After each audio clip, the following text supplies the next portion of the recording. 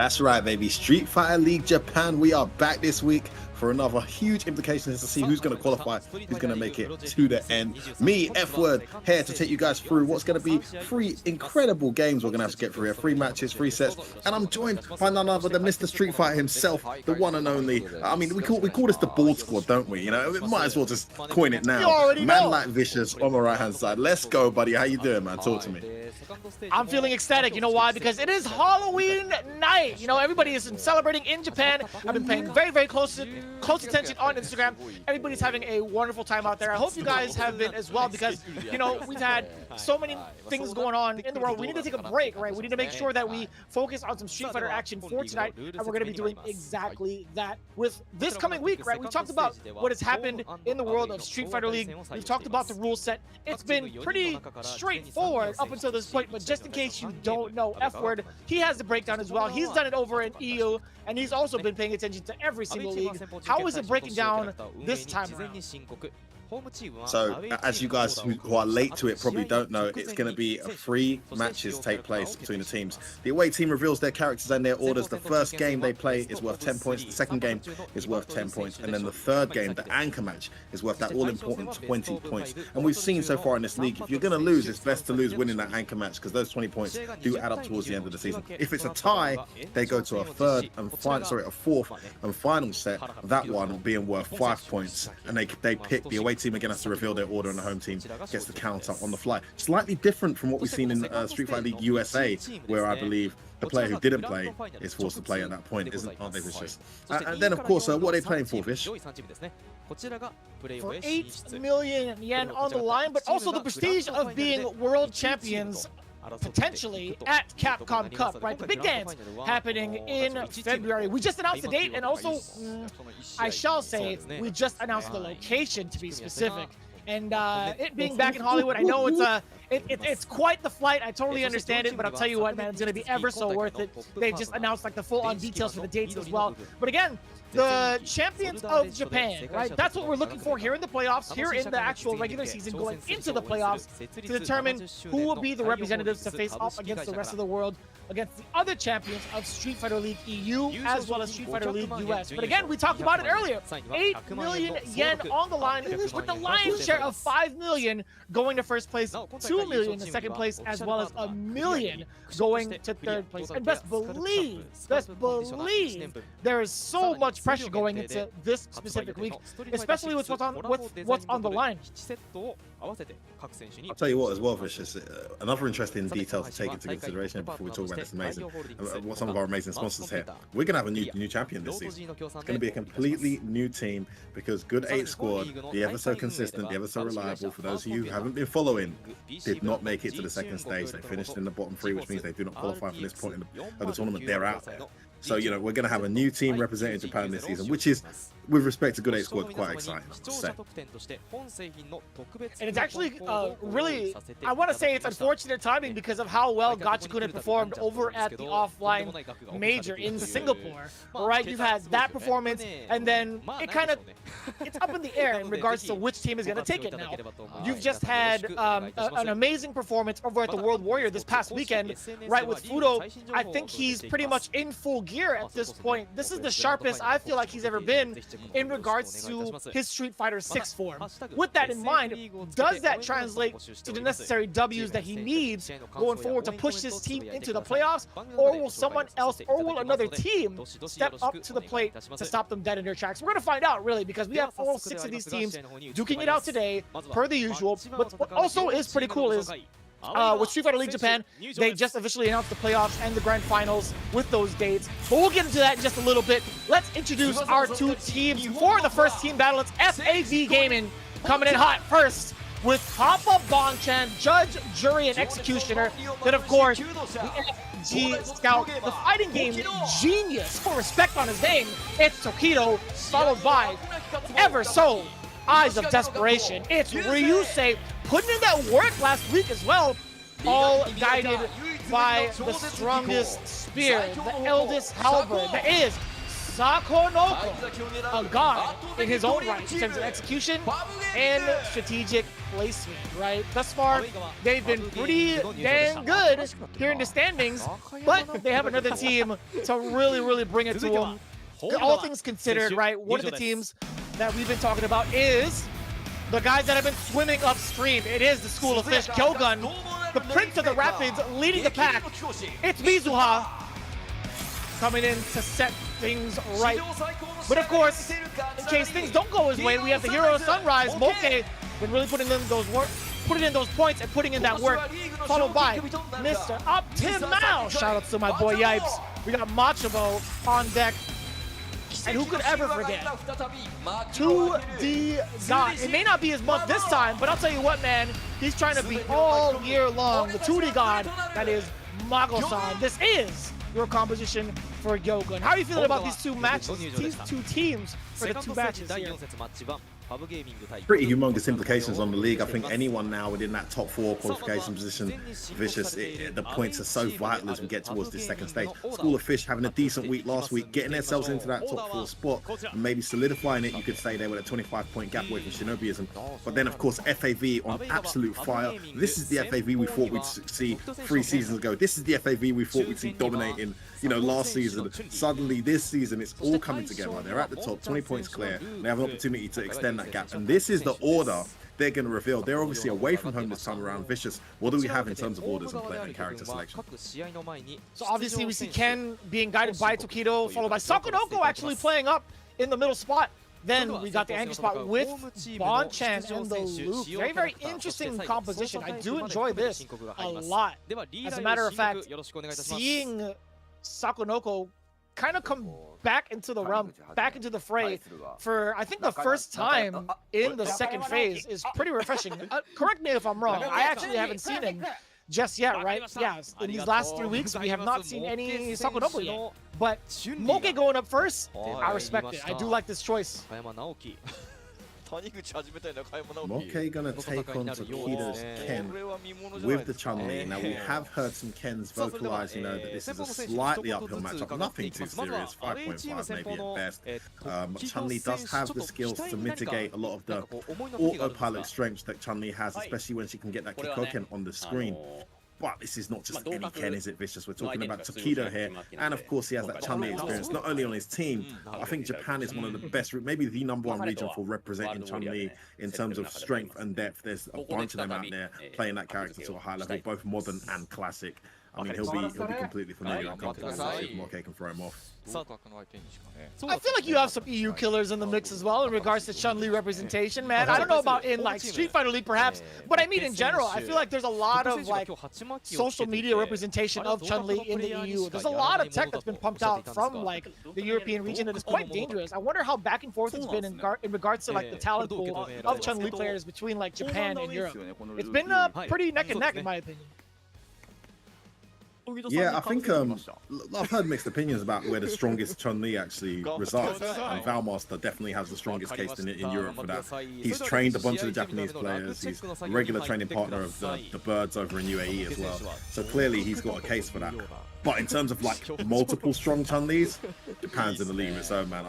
I can name 4 right now that are just incredibly strong. So this is where, I mean, the depth of that matchup experience is going to be humongous advantage for Tokido.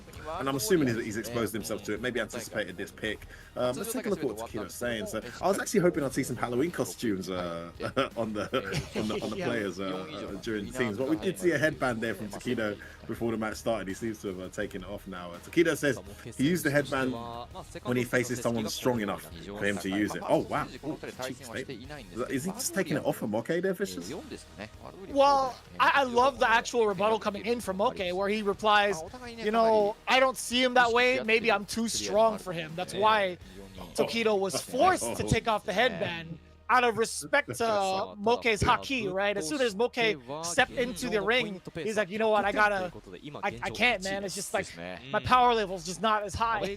But who knows, right? I think, you bring up a very valid point in regards to the matchup training he has with his captain. I think Sakonoko can prepare him for the worst in regards to what Chun-Li has to offer. And we've also gone back and forth in regards to this matchup in particular. On paper, outside of the player matchup itself, we have both discussed how Chun-Li does have the tools that are effective enough to contest against someone like Ken and Luke, right? Absolutely, I think she's got a great neutral game. She's got the buttons, she's got the Kikoken, decent drive rush. It's not quite on the same level as like a Ken drive rush or a DJ drive rush, of course, being one of the most ridiculous in the game, but very, very strong on the ground. And of course, if Ken does choose to go to the air, she's got some of the most damaging anti-airs in the game if she anticipates. So a lot of answers here that Moke should be able to utilize if he can get going. Takedo, as we've seen in the past, very good at stopping you from getting going at all. Wow, is that true? No way. I'm just seeing a message I'm getting from the team here that Takedo's headband actually said beating up Moke. That's crazy. Bear in mind, they didn't know who the opposition was going to pick because Takedo was the away player, so you know he knew they were going to pick Moke for the match, and he put him there. Or maybe he goaded him into taking the challenge. I don't know, Vicious, but that's cheeky as hell. That's a very valid. That's a very valid option, right? Where you would kind of like antagonize the other team to force up a player just by wearing the headband. Listen, man, I don't know how valid of a strategy that is, right? But I think either way you spin it, Takedo, he's egging on like the strongest, in his eyes, the strongest opponent, right? He feels like maybe he could take out the strongest link in the chain and force the make the fortress kind of fall apart. But we'll see if that actually happens, right? In this regard, I think Takedo might be the one well-versed in this matchup, whereas Moke, he has a variety of different Ken styles to adapt to. But we'll see. Here comes game 1.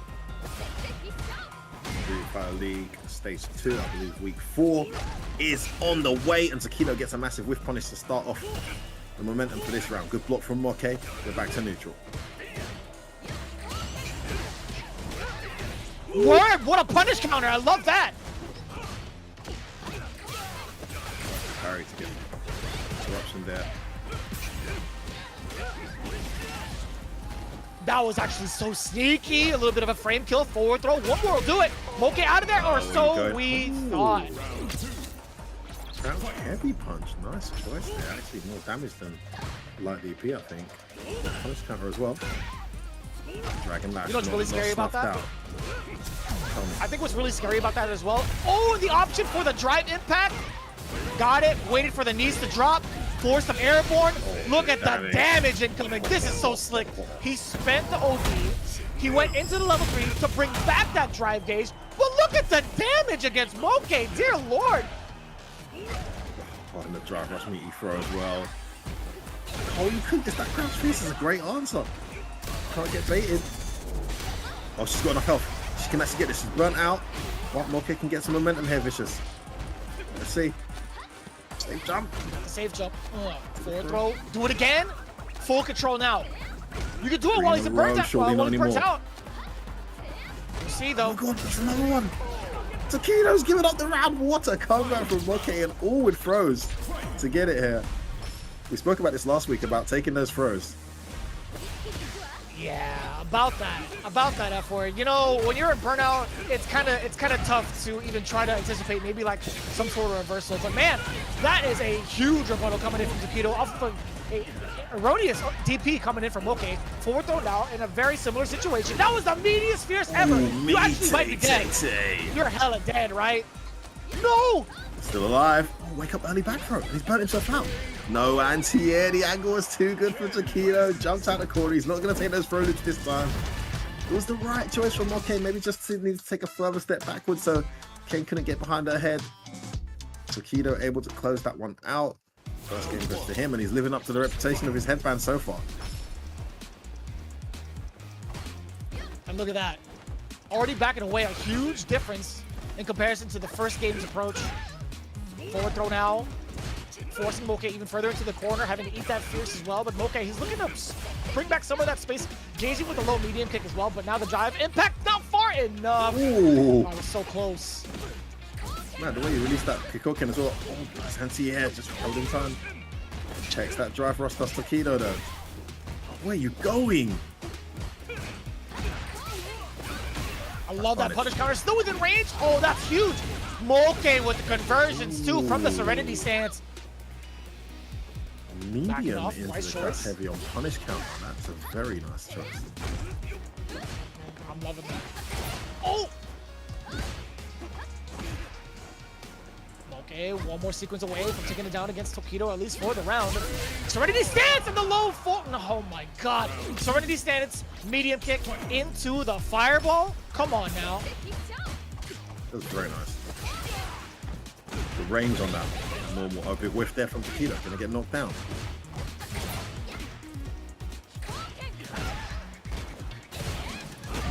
Oh, another one. Side switch coming. No, I liked you. Shifujin Raikyak instead.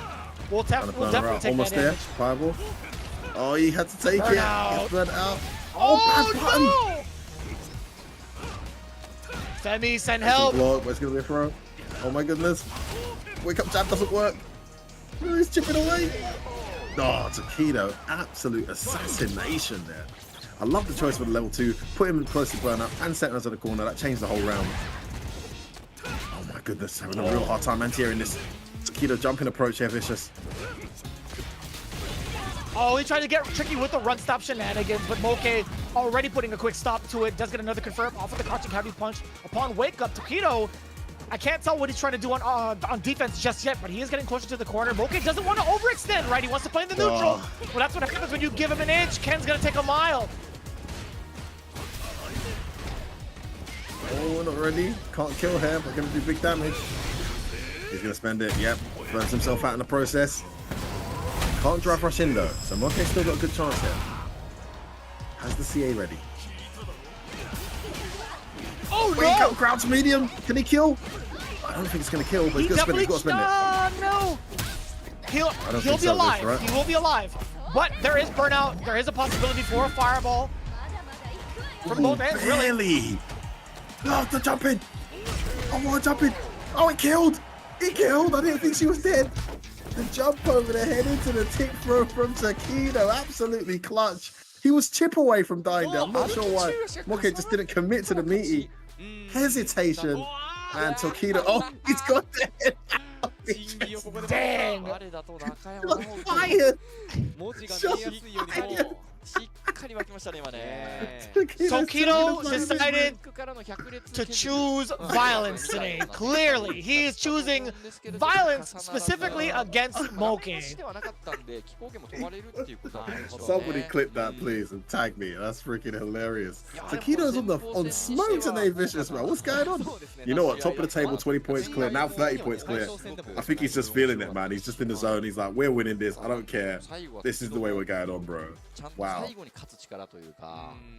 And it's pretty important being in the away position, right? Being able to accumulate as many points as you can, being at that disadvantage, having the home team being able to counterpick against you. I think Tokido, again, one of the top point earners of the season thus far. I think he's, what, 3 out of 4 in regards to his matchups thus far, as we just talked about, clearing 30 points. But yeah, Tokido is looking unstoppable. And to be fair, that call out on offense, him waking up with a jump, I don't know how Moke could have maybe anticipated that, how else he could have anticipated that, really, but that's scary, too. I need to check his meter. I don't know if Tokido had meter. It's so difficult too. I think he might have, but at the same time, it's like, if you were to fireball, perhaps, like, maybe start things off with the fireball as Moke, I think that would, I think you'd be able to get away with it, and at least have time to anti-air as well, but either way, we see, from the stats, throws being the name of the game. I feel like putting in that work. If there's any sort of MVP in the matchup, it's the throws from both sides. Obviously, 11 of them swung past Moke, couldn't really do anything about it as much, but with Chun-Li as well, 7 coming from the side of Tokido. We're starting to see that concurrent theme again about not checking the throws. A little scary. Don't take the throws, man. Don't take them. It's just the risk isn't worth the reward. You know, unless, and also check your opponent's resources. You know, is it worth taking the throw? Do they have 2 drive rushes out of here into a level 3? And I think the real-time calculation has been met. I'm seeing this in Street Fighter League US. I'm seeing this in Street Fighter League EU. The best players are just like totally chilling. Even in a game where you got loops, people are just happy to take them because it's just not worth the risk. So. Listen, great play from Tokido. Had a good anti-air rate there too. Didn't really see many reversals on his side. We did see some from Moke, some misses unfortunately for him. And drive impact actually serves Tokido quite well there too. I think I only saw 1 checked by Moke out of maybe 3 attempts. So, no, great play from Takedo. Gets his team registered here. 10 points on the board. I do believe, yeah, like the drive impact percentage was 50% on both ends. But yeah, I think that the choice of doing OD reversal really bit Moke in the end. I think there was just so much damage given and such momentum also that could have, if you were to really think about it, if he had not gone for those options and put it a different way, I think he would have been able to probably out-damage Takedo if you take a look at how close it was each time. But to challenge off into the second matchup at hand, Sakunoko, he's being challenged by, I believe, Mizuha's Kami, unless I misheard.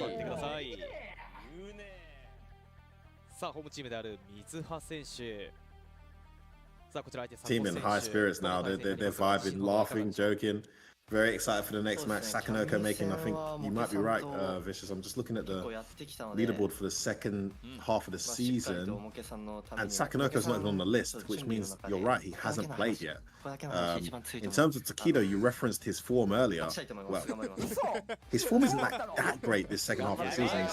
Going into that game, he's lost 2 out of 3, so it's not been bad either. And you know, now goes to 3 and 4, which is pretty decent. But in terms of points earned, he's not really been anchoring, so only the 10 pointers that he's been winning there. You know, points earned is a massive.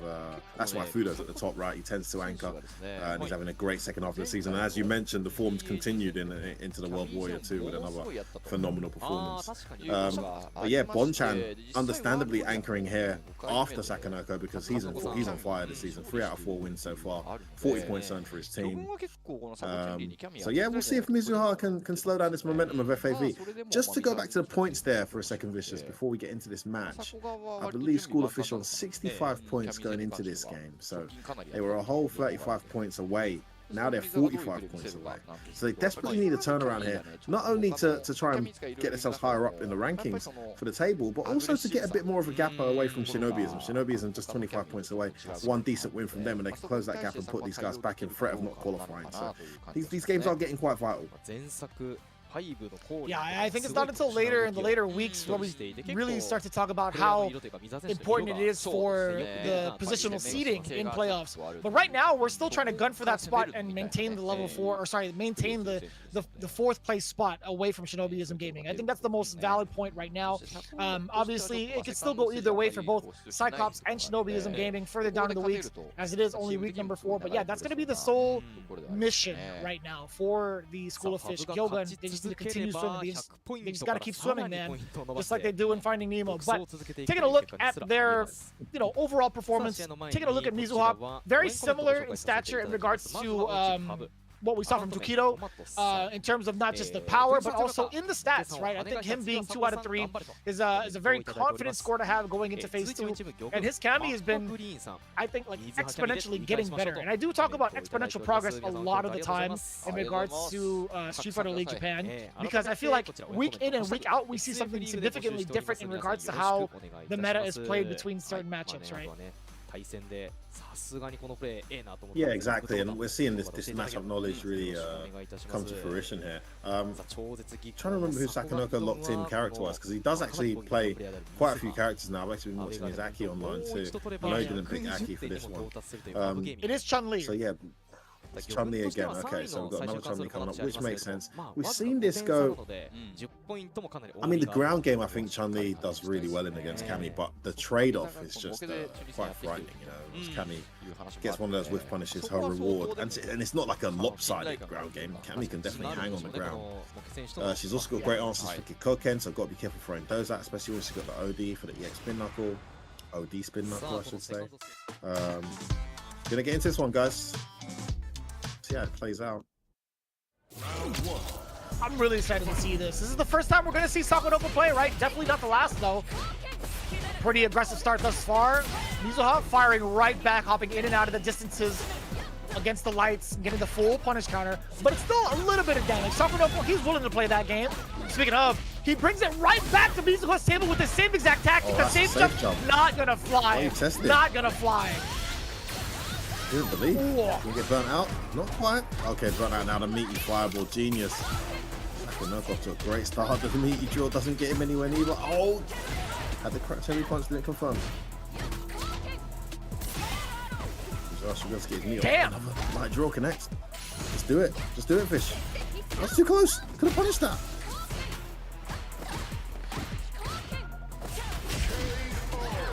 And I love the reaction from Sakonoko. That's got to be data, though, from Mizuha, right? Sakonoko is willing to check some of these drive impacts.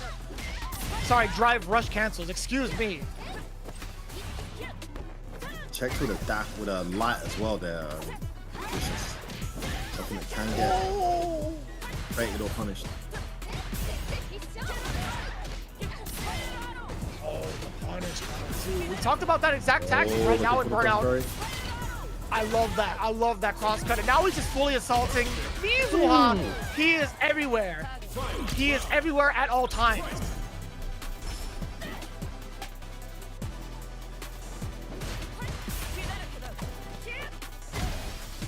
Now we're going to start the round from Mizuha.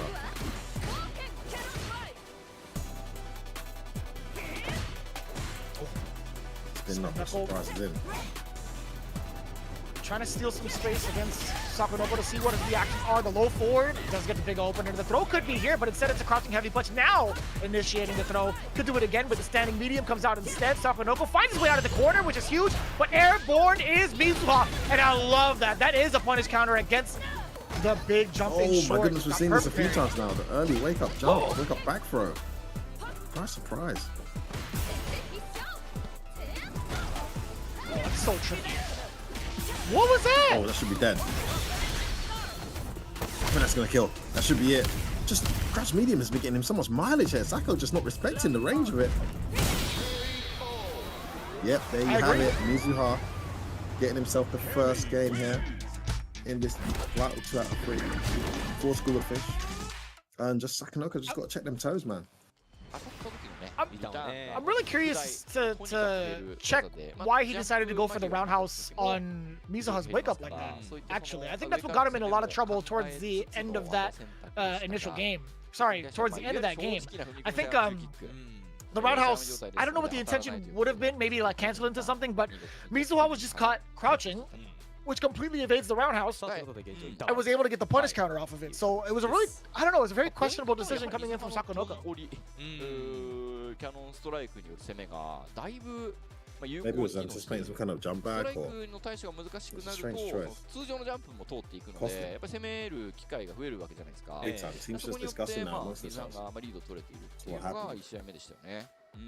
You know, with GyoGun through Mizuha, you're absolutely taking that, right? As many games as you can muster, as many points as you can muster. Because also, if Mizuha finds himself to be successful in this set, it does put them in a very good position to score that 30 instead of just settling for the 20.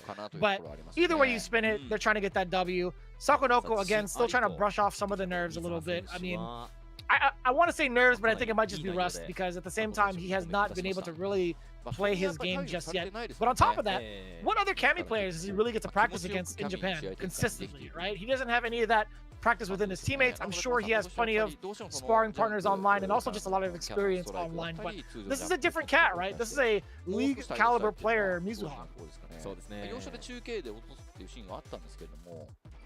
回数的には水が触れている回数が多い、水の接近戦に持ち込む回数が多くなって、投げを絡めた攻め、に持ち込めている、画面足を作れているという感じですよね。まずストライクを抑えなければ、今こう噛み合わせて踏まれている通常技も触れないという状況になるんですよね。そこがそのチュンリーの強い中距離の通常技がやっぱり上から踏まれてしまうとリスクになってしまうので、結果的にキャミーがやりやすいゲームをストライクがうまく作っているという。 なかなか難しいですよね。とはいえやっぱりその対空自体は難しいので。さあここでサコはどんな対策。So going into it right now, Mizuha setting up against Sakonoko. We do apologize for the slight technical difficulties. I think Femi might have gotten a little bit too excited to talk about it, but happens to the best of us. Again, we're going right back into it. Game 2. Oh. What start? Here we are. Femi, welcome back, man. Thanks, man. Sorry, just the mic seemed to lag a little bit. Seems okay now. I was just referencing what the players were saying before the match, but what a reset in the meantime. Man, Sakonoko he needs to find a way to slow this down because after all that break, he's just lost that round in record time.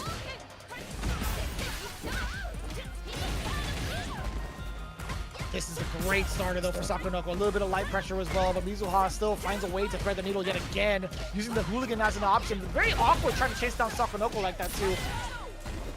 Again, man, he's not afraid to let these jabs rock. Oh, he tried to down forward heavy kick. It got caught out on startup. Oh, he tries to pay out the calendar. It doesn't come. He's gonna get level 3. No, he could have killed there.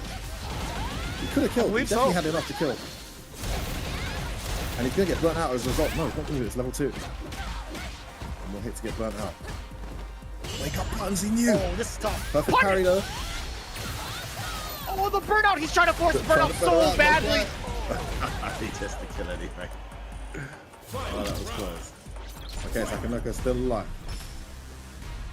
Can he shake off that rust? That's actually terrifying too.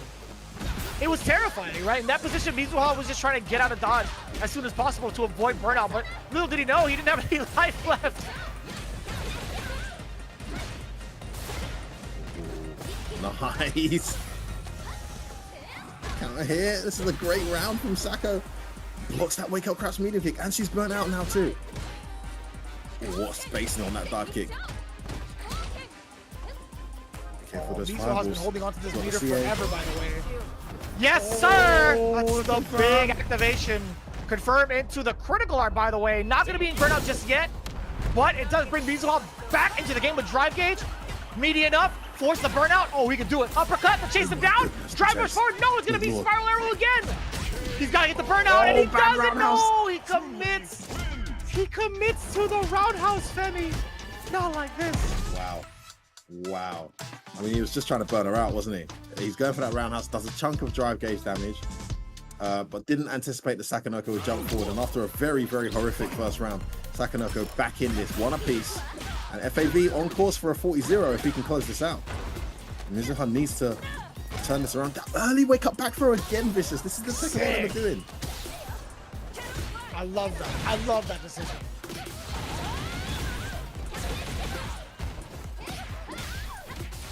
Catches the counter hit. That's huge against Mizuha. Oh my goodness. I'm loving the frame kill as well, Sakonoko. Oh my god. Oh, the Mite. Meaty again. Oh my goodness, it's all working. Slows it down. And so it goes back in for the throw.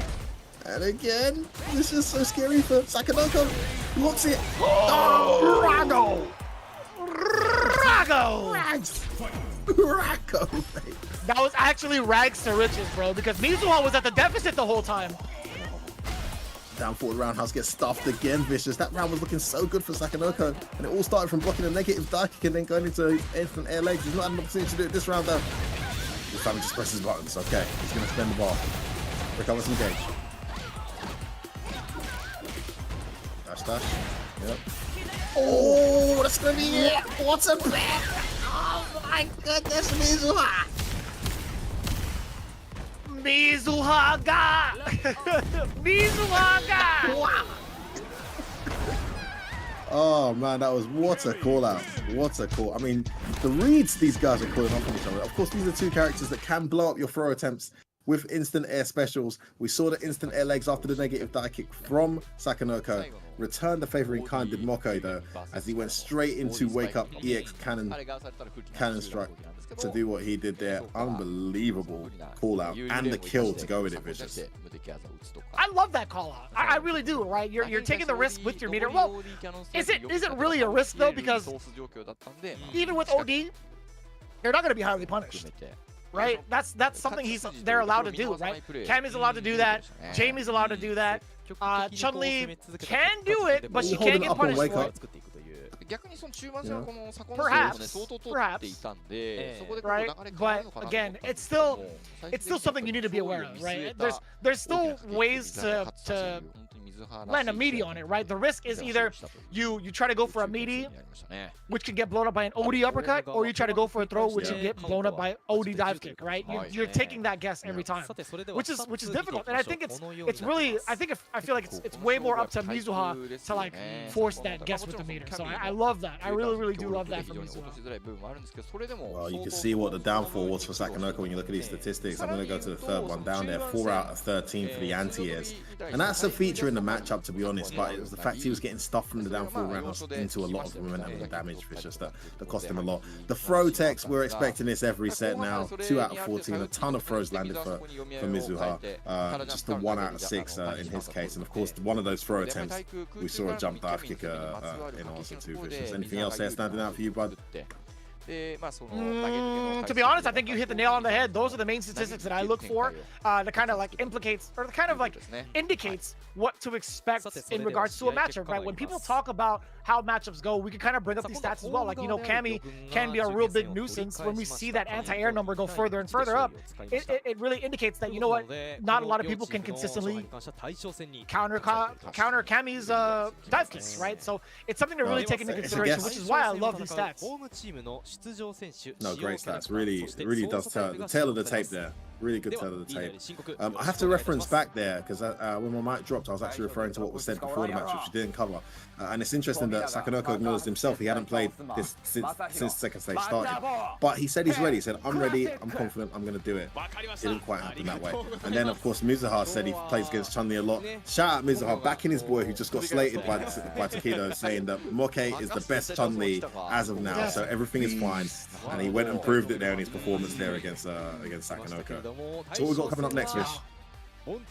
I do believe it's going to be Machabo Classic, as Mako so emphatically stated, right? It's going to be the Ken coming in against Bonchan. Now, Bonchan, obviously, he's been working out real well with this loop. I think he's been one of the more dominant loops even before he decided to go into Modern, I feel like, for Japan, right?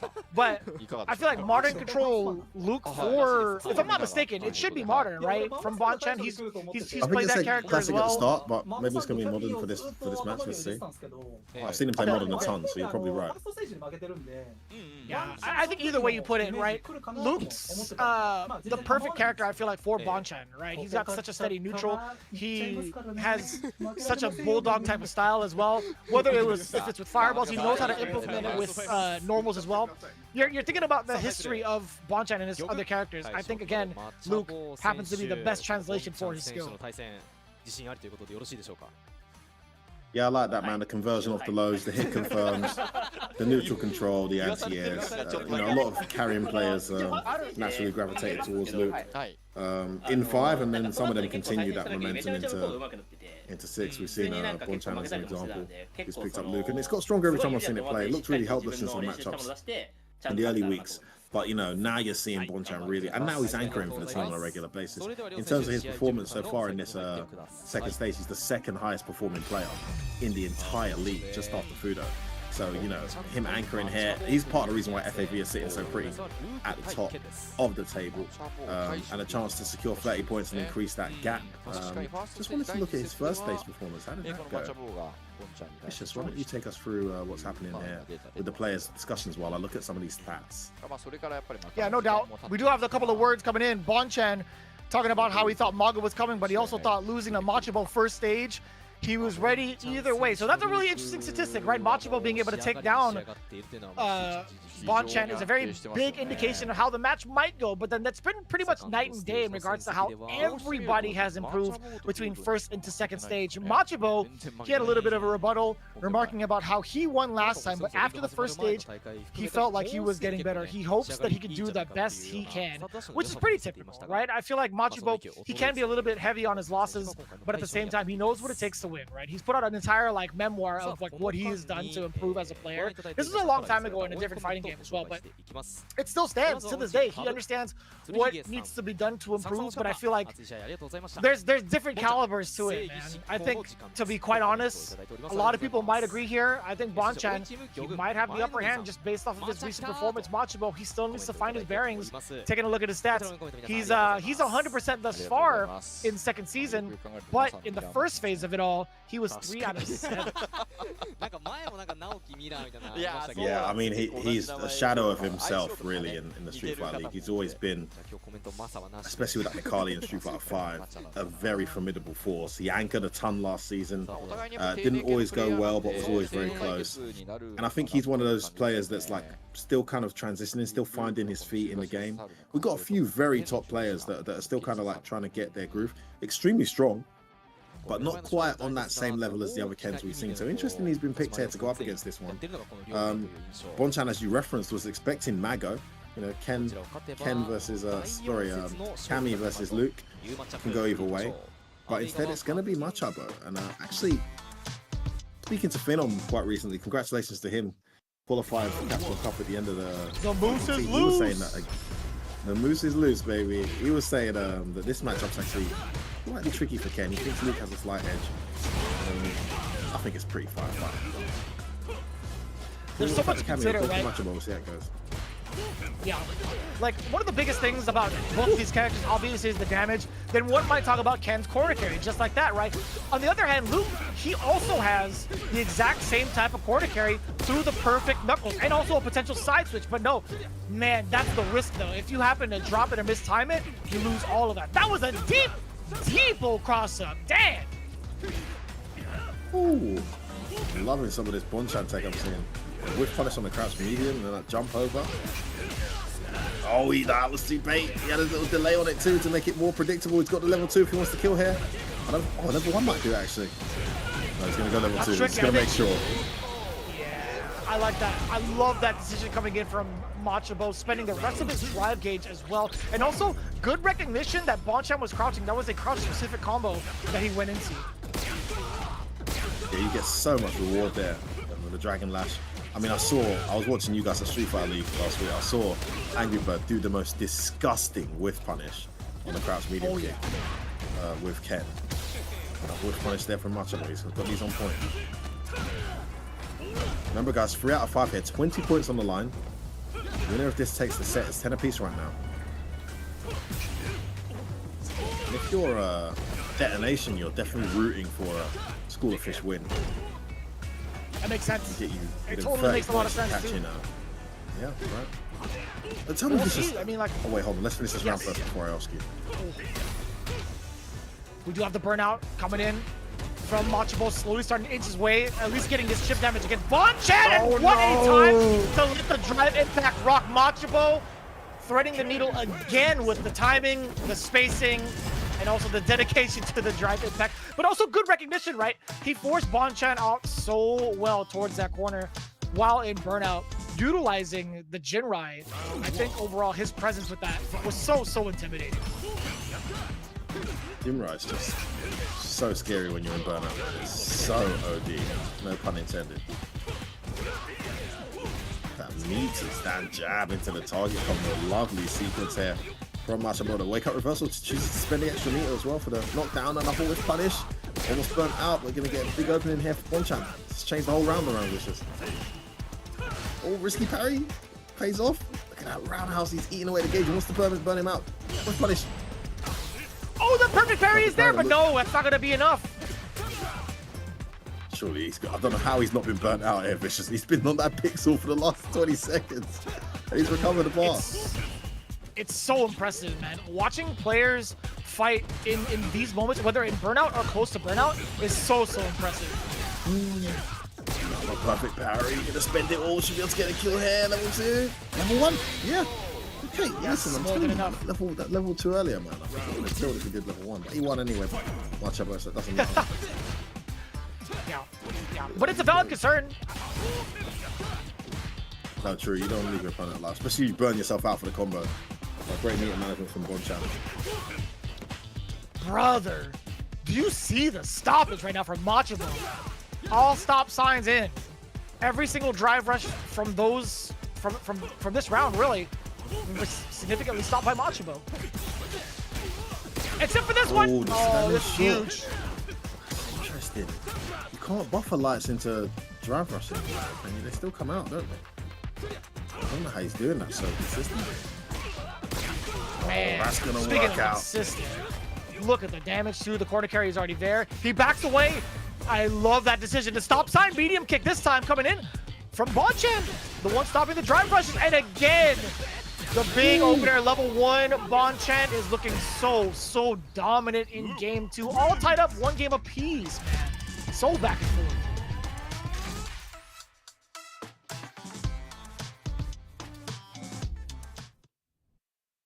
Really impressive play from Bonchan. Brings this one apiece. There'll be no break. There'll be no discussion. They're going to go straight into this one.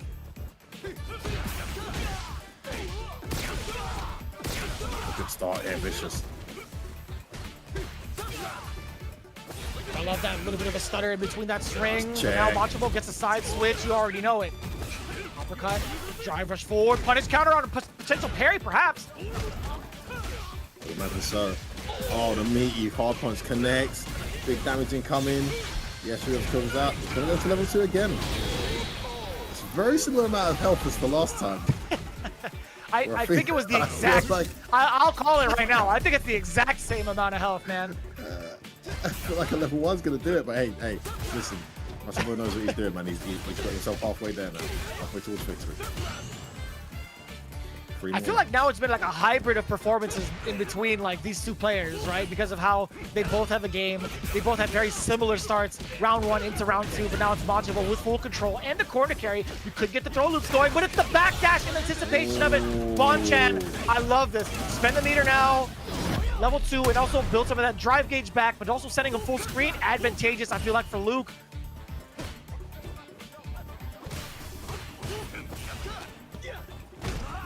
Ooh, nice drive rush throw.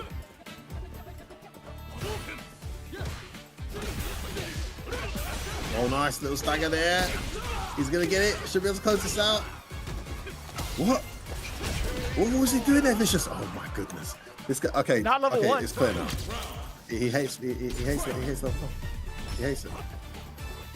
Doesn't like using it. I think that's fair. I think that's just his confidence levels, right? Especially after an uppercut ender. You have so much time to force the guess against Machobo. They go for a knockdown there on the Jinrai. Had him standing. Oh, punish! I love that too. 2 hits off of the snapback. Level 2, the damage, and more so the damage on the drive gauge too. Ooh, the check ends up being traded, but at least stops that momentum from Luke, and a drive rush back throw for Ken.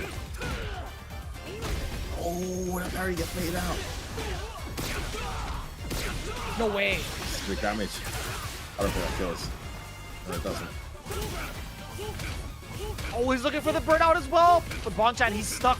He's stuck with all these fireballs. If he calls one correct one though, overhead for Machobo. Critical art. 1 touch away from both, technically. Oh, no, he's too far. But he jumps away. Again. Oh my goodness. He just gets his meter back. Scary situation for Bonchan here. Machobo going for the kill. He's buffering something. No. This is so tense. And great trade from Bonchan. What a button. The sand blast into the sand medium. He's so smart, dude. You notice how he walks into the range of like just outside of medium normal range in anticipation for the fireball. Now, he's willing to trade off against these fireballs because of the lingering hurt box behind it. And if you look at the exchange and damage, he's always winning that exchange, right? With any of the mediums, crouching medium punch or standing medium kick. It's so smart. Really smart. And so vital in a moment like that when you're about to get the round, if you can get one more hit. Where you going, says Machobo though. 2-1 now to Bonchan. Roundhouse. It's abusing this drive here.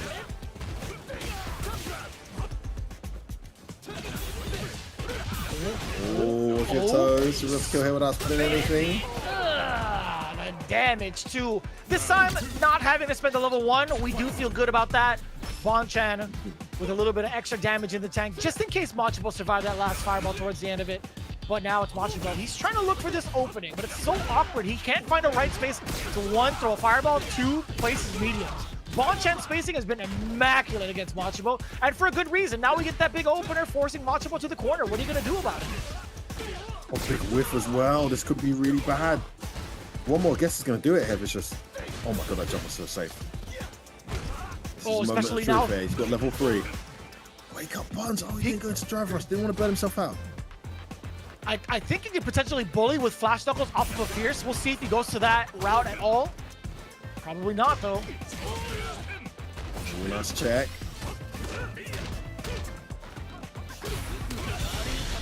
Oh, what a button from Bonchan. FAV continue to form. Bonchan gets the win. He brings himself to, I believe, 5. now, throw 4 out of 5 wins and a rocking. I think he's got here 60 points for his team this stage. I think that's what he accumulated all of last stage. He's hit some serious form. Look at Bonchan stage 1.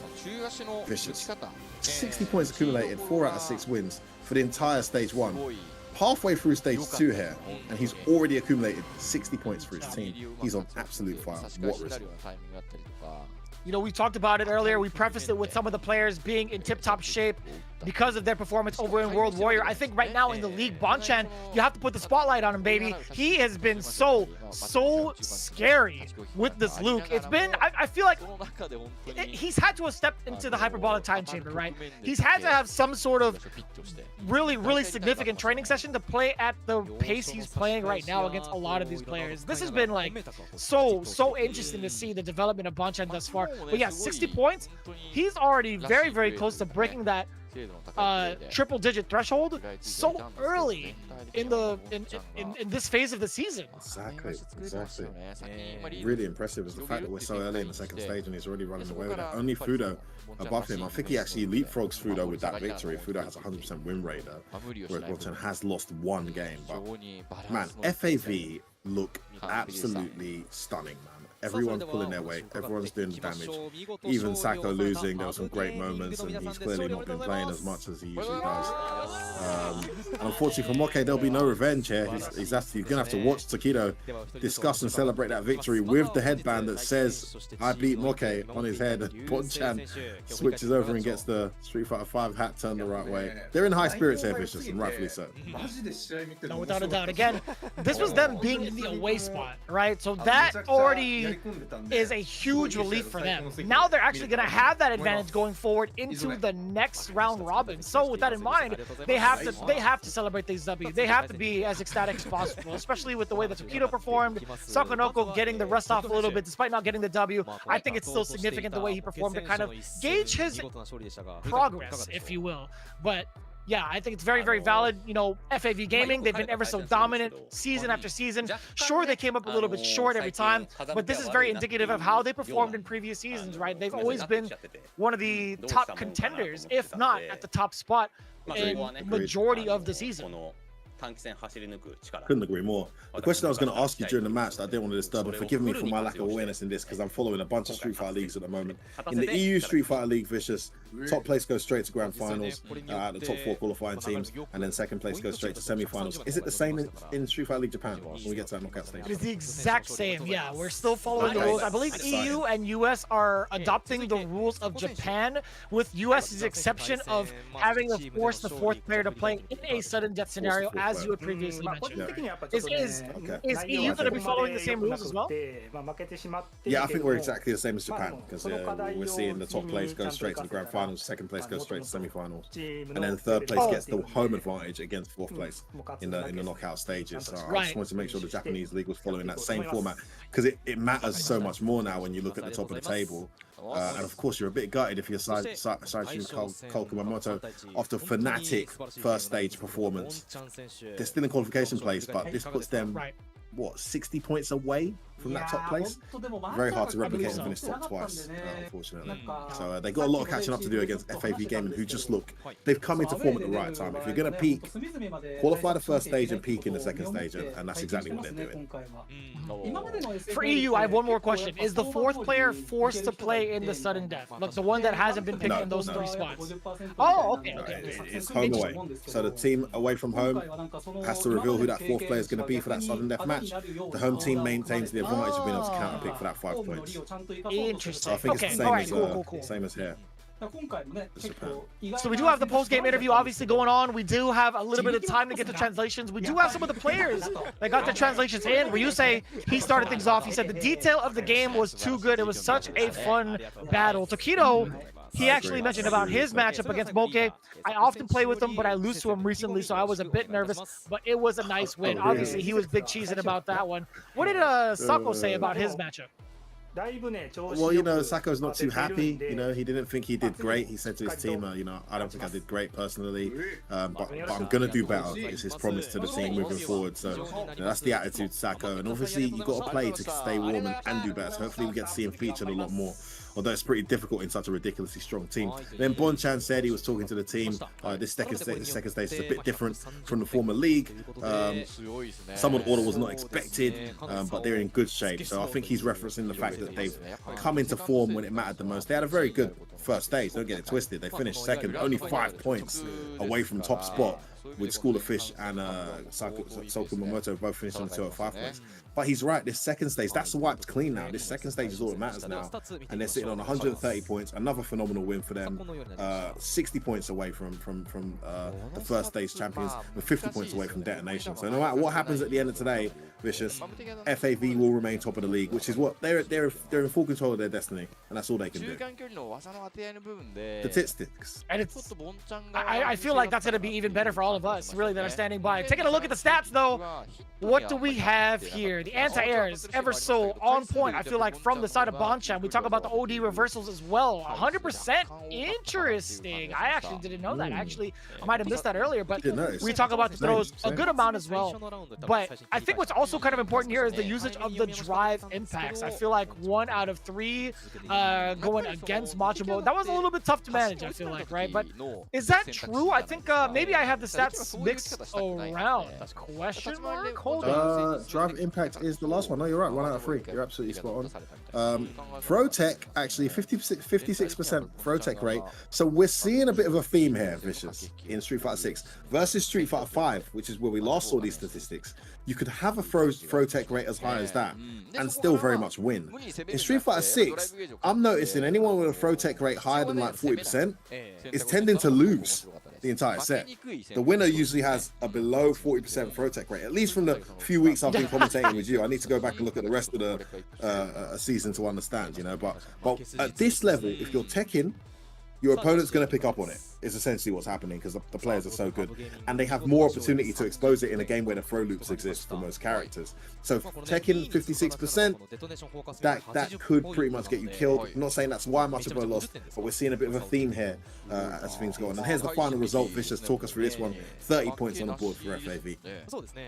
Yes, sir. GyoGun again. They were trying to accumulate as many points as possible to further secure their spot in 4th place. But sitting at 75, not too bad, all things considered, right? Shinobism Gaming, the only way they can overtake them is getting a 40-point ball game. But they have Saishunkan, Seoul, Kumamoto to worry about, who are currently going into 3rd place first. But now, all things considered, again, they are currently sitting at 4th with this current shift.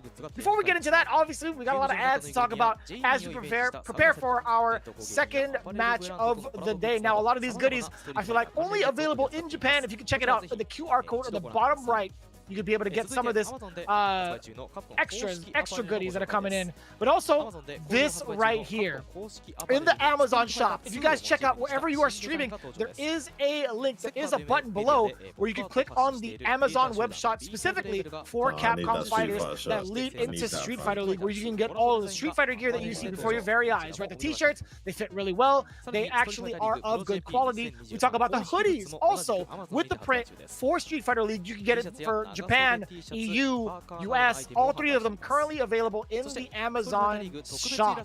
But I highly encourage you guys to check out some of the exclusive artwork that is put on some of this gear, because you won't have another opportunity to get this again with exclusive art coming in from specific artists. You don't want to miss it, as well as the playoffs happening currently in December. It's set for 16th and 17th.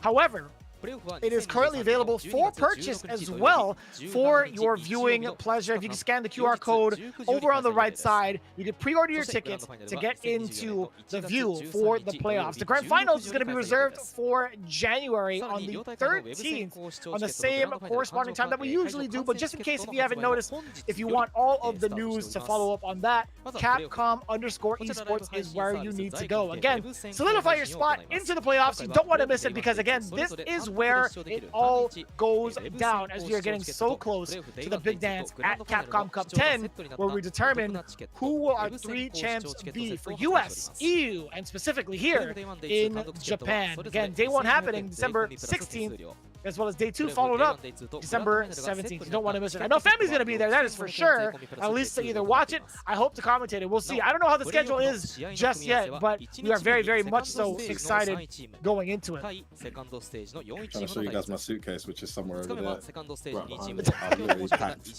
literally packed and ready to go. That's it right there, the little Ken there. Hovering over my suitcase. Flying out in a few hours for the CPT over to Paris, so very excited to be there. And yeah, it's going to be crazy. The brackets are out, by the way. So those of you who are paying attention, you can actually go and see the brackets now on Smash.gg, and some of the players that are in the same pool. I mean, we've got Kawano and Endon Walker in the same pool. That's just one of many juicy matchups that we're going to see, and it's the first time we're going to see EU really exposed to Japan and Asia in a setting like this, other than Red Bull Kumite, which was, you know, an invitation of only 16 players. So excited to see how these matches go. I hope some Americans come down too. I haven't seen the full bracket. I don't know if you saw any Americans come in, Vicious, but I'm hoping. We didn't get hardly any at Singapore. Love to see some of the Americans there as well, just to give us that real vibe. And then, of course, you mentioned the dates for the playoffs and the grand finals of Street Fighter League Japan, and how that's going to play out. Vicious, talk us through this one. So again, we're still trying to figure out our top 4 teams that move on into the playoffs, and of course, the #1 seed is automatically boosted into the grand finals, but they are going to be separate dates, right? So the first place, they're going to be big chillin' throughout the entire month of December. They're going to have themselves a great holiday season. It's up to the other 3 teams in that top 4 that are going to duke it out. But in the meantime, we have another set of games coming your way. Speaking of, match number 2 is underway. It's going to be Saishunkan Seoul Kumamoto going up against Shinobism Gaming immediately after this break. But I highly encourage you guys, if this is your first time tuning in, first, give us a holler. Number 2, subscribe to the channel for all the further future broadcasts for Street Fighter League Japan. In the meantime, we'll see you on the other side. また、カプコン e スポーツ公式 SNS ではリーグの最新情報をお届けしております。先ほどもありましたが、ぜひこのハッシュタグをつけて、番組の中にご紹介もさせていただきますので、試合の感想、応援コメントよろしくお願いいたします。そしてここで視聴者の皆様にお願いがございます。ストリートファイターリーグの運営に関わりのない第三者による本大会の模様や本大会の対戦リプレイ映像のアップロードはお控えください。その代わりといっては何なんですけれども、お気に入りの場面をみんなに知ってほしいという方は YouTube のクリップ機能、こちらをお使いください。この機能では YouTube の動画もしくはこのライブ配信の一部を、リンクとして共有することができます。これは見ている皆さんが好きな部分を、時間としては60秒以内なんですけれども、こちらでは自由にハイライトとして共有が可能です。SNS やメール、ブログなどでもハイライト部分の URL を共有する形になります。こちらは違法アップロードではなくクリップ機能であれば問題ございませんので、皆さんが思うメイン場面をぜひ広めていただければと思います。よろしくお願いいたします。はい、お願いします。ではこの後は試合準備のため一度インターバル取らせていただきます。再開は20時11分、8時11分頃を予定しております。こちら第4節マッチ2、シノビズムゲーミング対最春関する熊本、こちらの模様をお届けしてまいります。それでは一旦失礼いたします。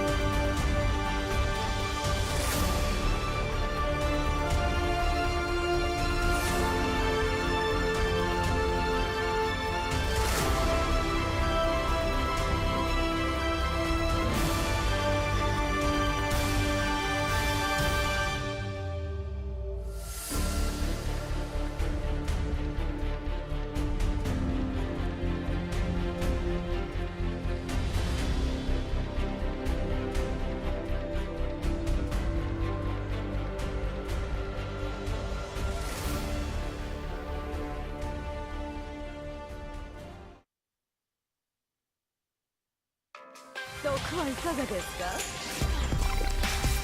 良いですか？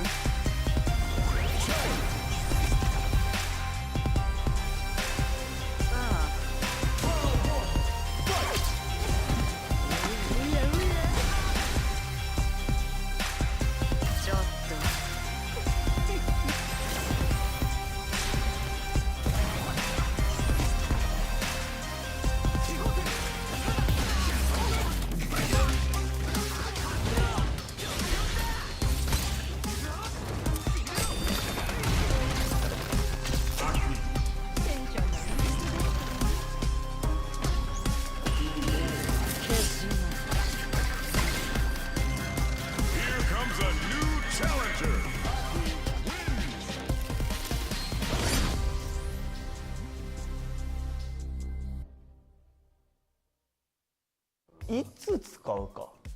開幕いや、でもそれは正解だと思います。分かりやすいかなとは思いますよね。相談室。ゲージが6本あるときに使うと、まあこう消費しても大丈夫なのかな。無駄にならないですからね。うん、大丈夫なのかな。てか開幕が始まった時点で俺ゲージ無駄になってる時間だと思ってる。あ、そうそうそうそう。なんなら早く使いたいなって気持ちになるんですよね。うん。だからまあルークだったらこれめっちゃ使いますよ。うん。とりあえず走る。ゲージが4本だったらどうなの？4本は俺走んないですね。4本ダメ。ドライブは5本は走ります。ヒットするとコンボになってガードだとコンボにならないでしょ。はい。4本ヒット。4本ヒットはでも確認できなくないですか？いや、じゃあできるもの？コパコパとか。できるものとしたら4本ランはします絶対。4本ランで1本になるのは OK。全然 OK です俺は。3本。3本はだから相手の体力によりますよ。ね、もう3本で倒しきれなくても走る。3本倒しきれないなら走らないです。だからやっぱバーンアウトしたら自分が倒される可能性ありますからね。危なすぎるよね。危なすぎる。あ、けどそれはね大体なんか一緒だわ。ああ、よかったです。倒しきれるときはもうドライブゲージ全部払って支払っていいです。でもやっぱ最初が一番分かりやすいんじゃないですか。試合始まった動き方で最初にこうやってうまく卓を走ることで卓をかけに行く。6本あったら走れです。むしろ少なかったら走るな。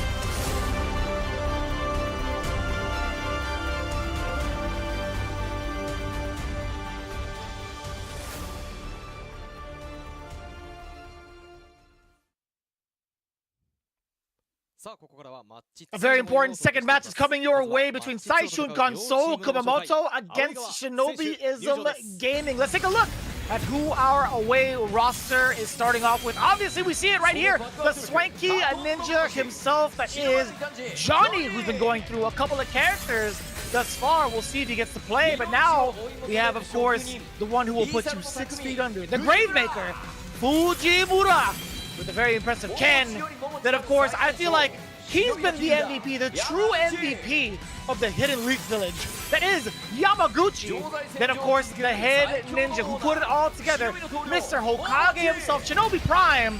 It is going to be Momochi as the captain. But again, we talked about Shinobism Gaming and where they're currently at in seeding.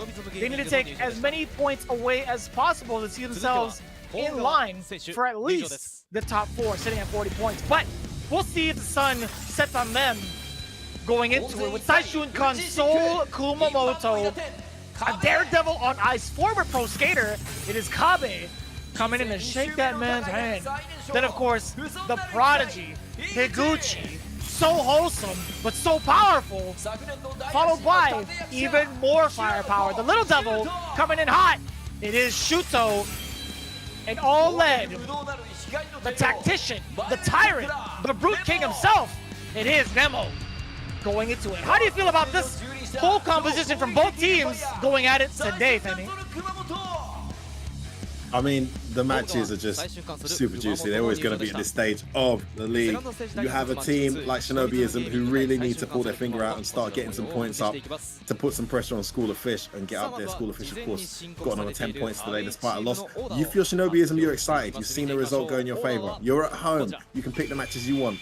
You know, sorry, you're away from home, so you hopefully get the matches you want. But then you have a team like Kumamoto, who won the first half, so it's a big ask. But also, from their perspective, they want to get that gap closed versus FAV, so they want to start doing a bit better. They're not doing bad. They're sitting in third, you know, on 70 points. So really exciting implications every time these guys play. And I love the fact there's so much emphasis on the finishing place here this season, with, of course, the first place going straight to grand finals and so forth and so on. Talk me through this order we're seeing for this exciting, tasty setup, Vicious. This is such an interesting competition, right? We got Ken, and then a big pick from Johnny Marisa, by the way, no longer going with the Mano. Now, that scares me a little bit, I feel like, because Johnny, I don't know how much experience he has under his belt. I can study all the CFN matches I want to, but a lot of it is going to be training with his colleagues. Is it enough to stop a counter pick from Saishunkan Soul Kumamoto? What if you have the Marisa mirror, right? Which could be a possibility, just to kind of prove the dominance, but going into it, right, Fujimura, Johnny, and then Yamaguchi, I think is still going to be a very, very strong composition, especially with Yamaguchi towards the end of it. But in the Vanguard spot, looking at Fujimura, it's just as effective. I think he's always been a big trendsetter in a lot of these opening matches, and he's going up immediately against the captain. Nemo is the one stepping up to the plate, which is very interesting to see, right? We actually haven't really been able to see Nemo as often in the second stage. We only see him 1 out of 3 times this far. Yeah, Nemo's going straight for this one, no hesitation. They picked him immediately to try and stop this Fudo momentum before he can get anything going. I mean, if you look at the team on paper, it's one hell of a team and one hell of a starting lineup. You'd think Shinobism were in a much better position, but they're not. They're struggling to get the momentum here, and they're having a character switch mid-season, which is always a bit risky. And he's doing the character switch away from home, Vicious. If he was doing it at home, I'd probably be more supportive because he can pick the matchup he wants to play. He can pick the opponent he wants to play. Make sure he's something he's familiar with. The fact he's doing it away from home in the second game here with Johnny picking Marisa for the first time, I think, this season, tells me that either he's extremely confident in how far he's got his Marisa at this stage, or he's a bit naive and could be in for one hell of a beating depending on who he gets. And Yamaguchi and Anka has been very hot and cold this season, but we know when this guy gets going with his DJ, he's absolutely fiery. So first game though, very exciting. Fujimura versus Nemo. Seen this a bunch of times. Hard one to call. JP versus Ken, probably the most common matchup, I must say, in Street Fighter 6 at the highest level. We're going to see it again here, and we're going to see if Nemo can continue the form we've seen so far this season for his team. So I did misspeak a little bit earlier today, right? I talked about how little we saw of Nemo thus far in the second phase of it all. Technically, it's been the same for Fujimura, right? He's only been able to perform 1 time out of the 3 appearances. Actually, no. Let me take that back. Yo, I can't even read numbers. It is a little late, a little early for me, I should say. I think out of all the games that they played thus far, for both, right? They played every single week, so my mistake, guys. My mistake, chat. It is indeed 1 victory for both of them, right? But if we're taking a look at phase 1, I think Nemo, thank you, sir. I think Nemo, him putting himself up in the Vanguard spot is a personal vendetta pick.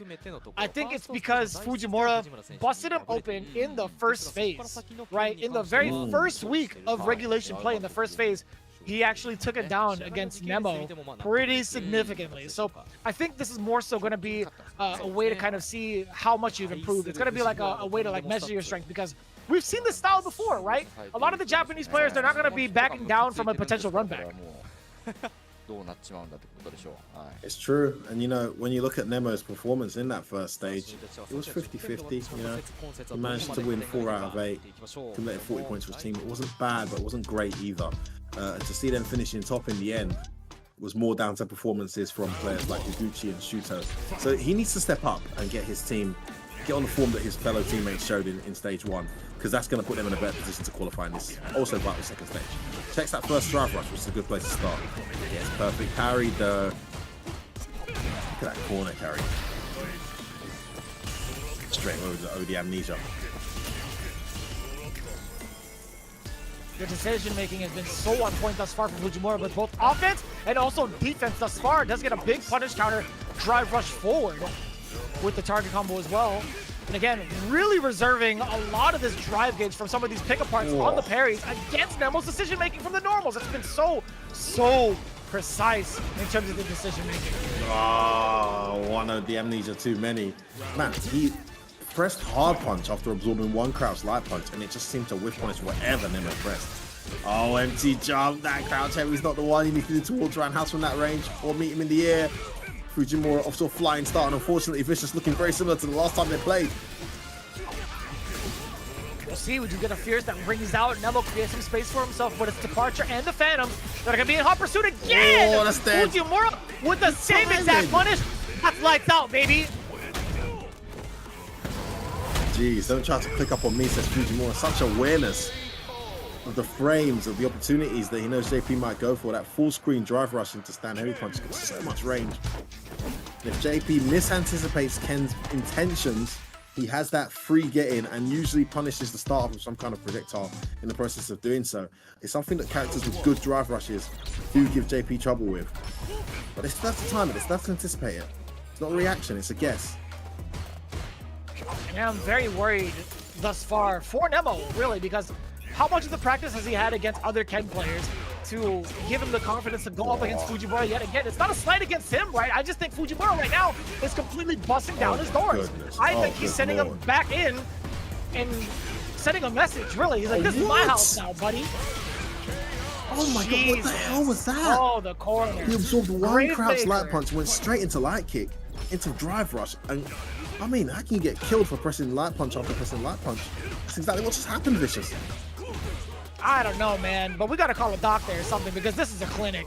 Meaty fireball pressure, forward throw, especially after OD. Meaty fireball pressure again. Yeah, I don't want to look at it, man. Halloween, man, we talk about it, we celebrate it, but this is a horror film for sure. This is definitely a horror film. Much needed throw connects there. Managed to drive rush out there. Nice, he ran so he didn't get punish counted on that throw. Ooh, maybe that's the team. Take the throw, but don't take a full damage and don't lose game. Oh, counter hit. Oh, he missed it. It's an open header, Nemo. First time in his set, he's got some momentum. Base out the reversal, that's going to hurt. He's got level 3 if he wants to spend it. Oh, I don't know about all that, though. Oh, no. That was unintentional. Completely unintentional, but it's fine. He does have burnout again. Oh, that could have been it. No, not again. There's no way he confirmed that. I'm sorry. No. Oh, no, you can't catch a break, mate. He's got his hand on his forehead, Richard. He knows how hard he choked there. Oh, you can't expect that from Ken, surely. That's a cheeky reset, bro. Any way you spin it, that is a cheeky reset. And you know Fujimura is feeling good about that one. Like, I will remark there was a big tweet that came out from Richard Wynn, one of our biggest lab monsters in the States. He talked about the potential confirm window for a lot of the common instances that occur in the game. One of them was definitely the run overhead into level 3. You have 13 frames to confirm that, which is pretty difficult. Like, knowing that the window is 13 frames is like, that's almost a guess. That's almost a guess. At 13 frames, that's just a number, Vicious. Let's not forget, visually seeing 13 frames is not necessarily the same as the numbers we see on the screen. So, you know, 1000%. We've seen this before. For example, I'll go back to the classic example of Abel's dash in Street Fighter 4. No, Nash's dash actually is a better one in Street Fighter 5. Everyone's like, oh, it's 16, 17 frames. You can react to it. You can if you concentrate. But actually, by the time his dash actually starts up and starts moving, 5 frames is already gone. Right? So you're really reacting to about 12 frames of animation because you need to see in order to react. Forget what the numbers say. What's visually reactable? I don't want to take too much away. I know Finom himself is a good friend of mine. Tells me he confirms it, but I've also seen him do it on block. So I don't know, guys. I don't know. You can play as a bit fishy with this one. I think Fujimura just went for that, rightfully. So let's look at the stats, Vicious.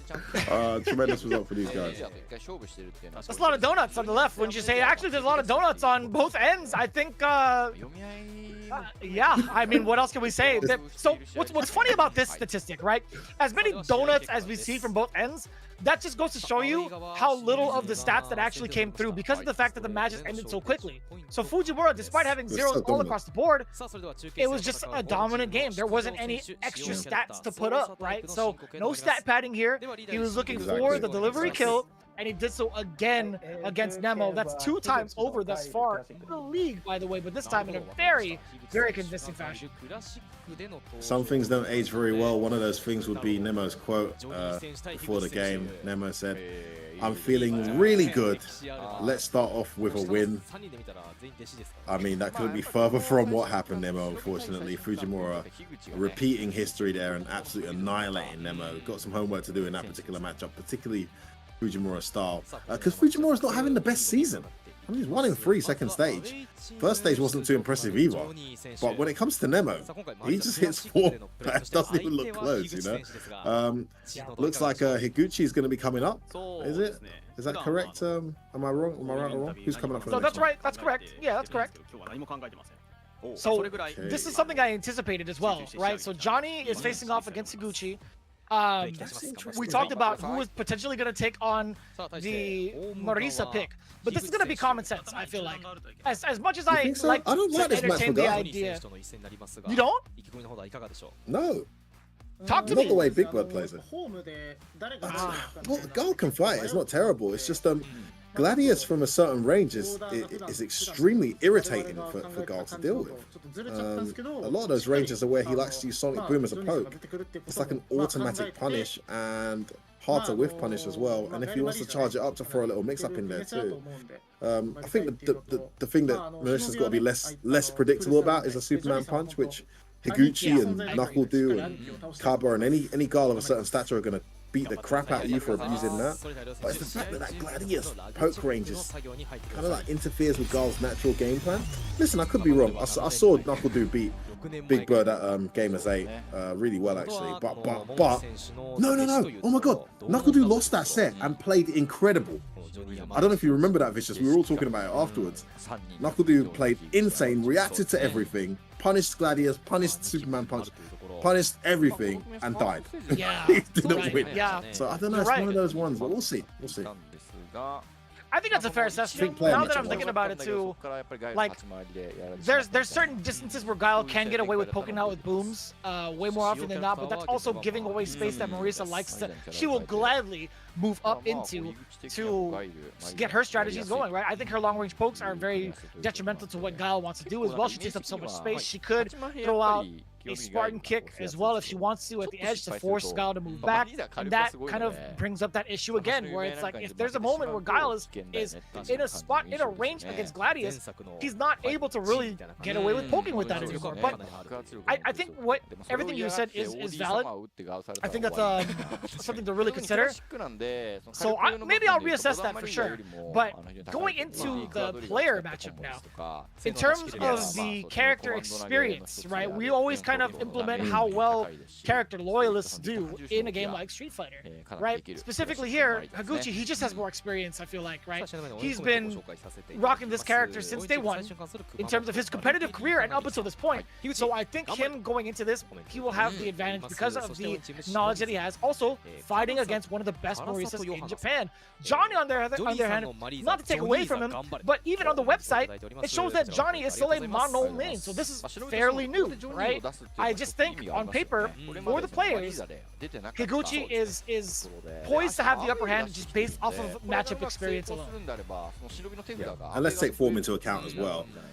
Johnny doesn't really have much form, haven't seen him featured enough, whereas Higuchi first stage was the star player for Kumamoto. So he's a guy who, if he can find that form, he's having a pretty torrid second stage, 1-4 so far. But if we can recapture that form he had in stage 1, this should be a very uphill match for Johnny. We'll see how much he's learned about it, Vicious.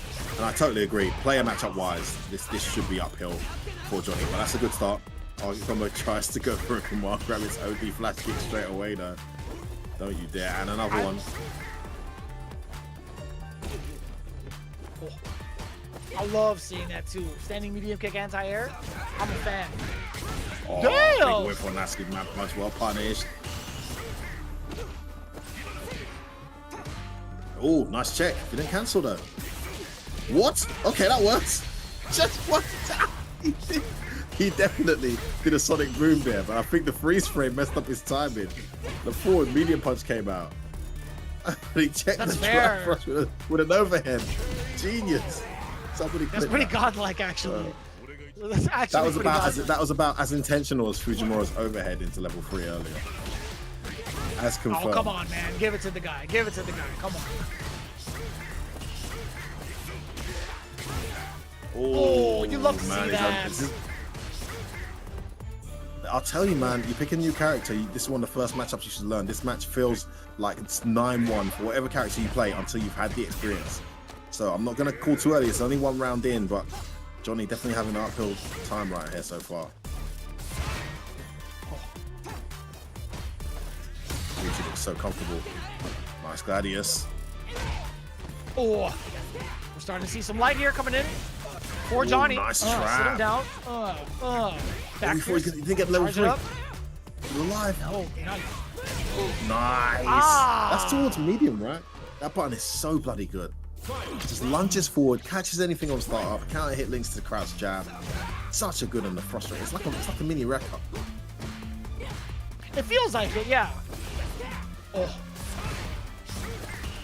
That could have been pretty important off of that anti-air, but Johnny will still take it again. We talked about that medium punch. Man, the Gladius now. Gladius. What happens when Guile's back Counter is hit. against the wall? Level 3, baby.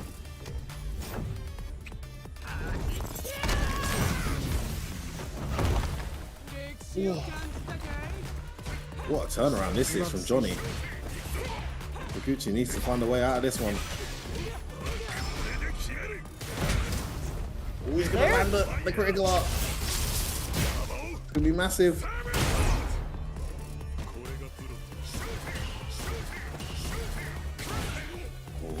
Oh, what that reached! Yeah, Johnny from this could be patient range, here. Burn pretty upstairs. tricky. Oh, he tried to jump in, he's ready. Man. Well, what a turnaround, I gotta say. Spoke a little too soon. Great adjustment from Johnny Vicious, and yeah, we're seeing some of that experience. Has definitely been. He's done his homework. You know, I told you I believed in them the whole time. I told you, Femi. What do you mean? Get out of here. Get the snuck out of here. Oh, this is the most difficult part, I feel like. You know, closing the gap against the Guile, but Higuchi, to be fair, has been such a Yep. Misplays Gladius, you're gonna get punished.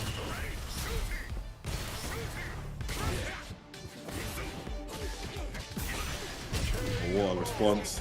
Great round here from Higuchi, but he did win the first round of the last game, so can't take too much from that. Oh, what a new... Oh, actually, Rick punished the drive rush heavy punch. Catches him out the air, too far to link the flash kick, but gets checked on the approach there. Wake up jab. Damn! Caught the recovery in the backdash. Where are you going? So far for that. Okay. Simon's alive now to bring him back. What's going on, Gladius? I'm trying to do it again here. Oh! He had a counter hit. Oh. Forward throw. Oh, that's gonna throw. be so tricky. He had to he spin burnt it. himself out. Oh no! Goes in. No anti-air. Nice backdash. I mean, he's got to play perfect here. He's in the corner. This is a terrible situation for Higuchi. Gets the booms on the screen. Nice jump angle. Could have gone into the drive impact. Didn't. There it is. That Oh, he one, tried. that could have been a critical art. He tried it. He absolutely did. Higuchi, he thought he had enough, or the time really, to let the level 3 rip, but he just gets hit caught going forward.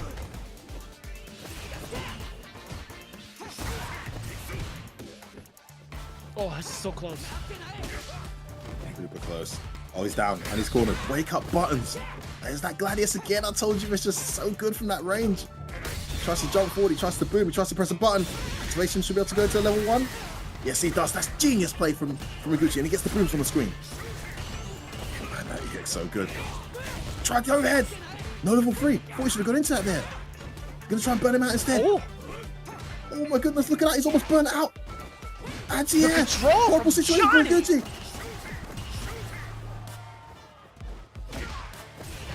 Oh, that's no, good. This is it. It's over. damage. There's nothing you can do. No, he gets hit. There it is. He gets hit on purpose to try and give himself a chance. And Higuchi's horrific second half of the season continues here, as even a brand new Johnny Marissa is able to get the victory against him. And that clutch anti-air into the checkmate scenario. Phenomenal performance from Johnny. We underestimated him there. I must say, I didn't like the pick. I stand corrected. What performance. You know, I believed in him the whole time. I can't believe you went against him. You know, who's talking about matchups and experience and like years of being a dedicated specialist? I don't know about all that, man. I'm going to disagree with whoever said that earlier. But I will say this, all jokes aside, Johnny's situational awareness and game sense overall of what Higuchi wanted to do on defense, phenomenal, right? One of the biggest gripes I feel like that Marisa players have, and people that have been tuning into any sort of Marisa play, one of the biggest things that they do highlight is her inconsistencies when it comes to anti-air. Johnny didn't have any of that, I feel like. If we get to look at that stat, I would love to see what that number is. But man, Johnny had complete control because of his anticipation of what Higuchi wanted to do on defense. So his overall situational awareness was beyond, it was above and beyond whatever Higuchi wanted to do, right? So I think that really plays key into his performance today. Johnny, again, no slouch. We talked about his overall performance in Street Fighter V. We've seen how dominant he could be when he visited the States, by the way, with that Karien. A very, very promising player, and this shows, man, I love him switching up to Marisa. I love this. 7 out of 8. 7 out of 8 anti-airs as a Marisa main. Now, tell me that isn't impressive. Very impressive, Vicious. And you got to take into consideration the fact that it wasn't just one anti-air. We see 7 out of 7, 100% anti-air rate from Higuchi. But what Higuchi gets for an anti-air is back to neutral, back to booms, which I must say, Johnny traversed really well to close the gap and get back in momentum. What he gets for an anti-air, however, is a drive rush into momentum, into corner carry, and it really did pay dividends in the end, man. To have such a high anti-air rate with Marisa versus Guile, by the way, who distracts you from anti-air when you're anticipating a sonic boom, makes it harder to anti-air reliably, harder to check drive rushes, because that boom is occupying the screen. You're trying to figure out how to get around those. Suddenly, Guile jumps on your head. No excuses made by Johnny. He found a way every single time. Great concentration, great anticipation, and great capitalization on those anti-airs as well, I must say. Just impressive play. Oh, did you hear that? Shuto, obviously he's got to be the choice, right? He's gonna come in with classic Marisa, right? So one of the biggest things I talk about in regards to obviously modern versus classic is not just the ease of controls, but also the arsenal and normals that the characters have. So the difference between Marisa, modern and classic, the biggest difference I feel like, Marisa doesn't have access to Quadriga, which is the Spartan kick, right? That kick is such a great gap closing tool and such a great footsie tool against characters like DJ that is too hard to ignore, right? It's too hard to actually just play modern in this kind of situation because of, or at high level, because of missing that key component from Marisa. So we heard it. Shuto will be playing Marisa with classic controllers, despite him being known for the modern style that he's been playing thus far. Yeah, I like that. We've seen him mixing it up now. There's been a few times I've seen him come on with the classic Marisa. He does still seem to play modern, and it's a really interesting take on the character. He clearly uses modern for certain play styles, so player matchups, or certain character matchups where he chooses to use modern. But I guess in a scenario like this against DJ, he feels more efficient with classic. Which is what he's going to go for. So let's see what the team actually said here. Yamaguchi, he said the first 2 games were superb. I totally agree. 20-0 lead here. I'm going to make it 40-0. The words of Yamaguchi going into this anchor match. This is coming from a guy who's not been on particularly impressive form this season, going up against second half of the season's most impressive player on Team Kumamoto in Shuto. What do you think of that? We've heard some statements get eaten already today, Vicious. What do you think of Yamaguchi's? I think it's something that could be backed up. I think Yamaguchi's performance thus far into the league has been pretty impressive, but also his performance in World Warrior kind of showed me that he's really come into his own in regards to how he wants to play DJ in certain approaches, different looks in certain matchups. I think he's more than prepped for a character like Marisa, right? If we talk about the players both have been so scary. I feel like, you know, some of the balances that we've seen in regards to like player versus player matchups have really tipped in other people's favor. Like we saw earlier, right, between Nemo and Fujimura. That balance was completely in Fujimura's favor. I feel like with Shuto, he had a lot of momentum very early on, but as he's kind of stuck with both Modern and Classic, it could be a little bit cumbersome, I get it.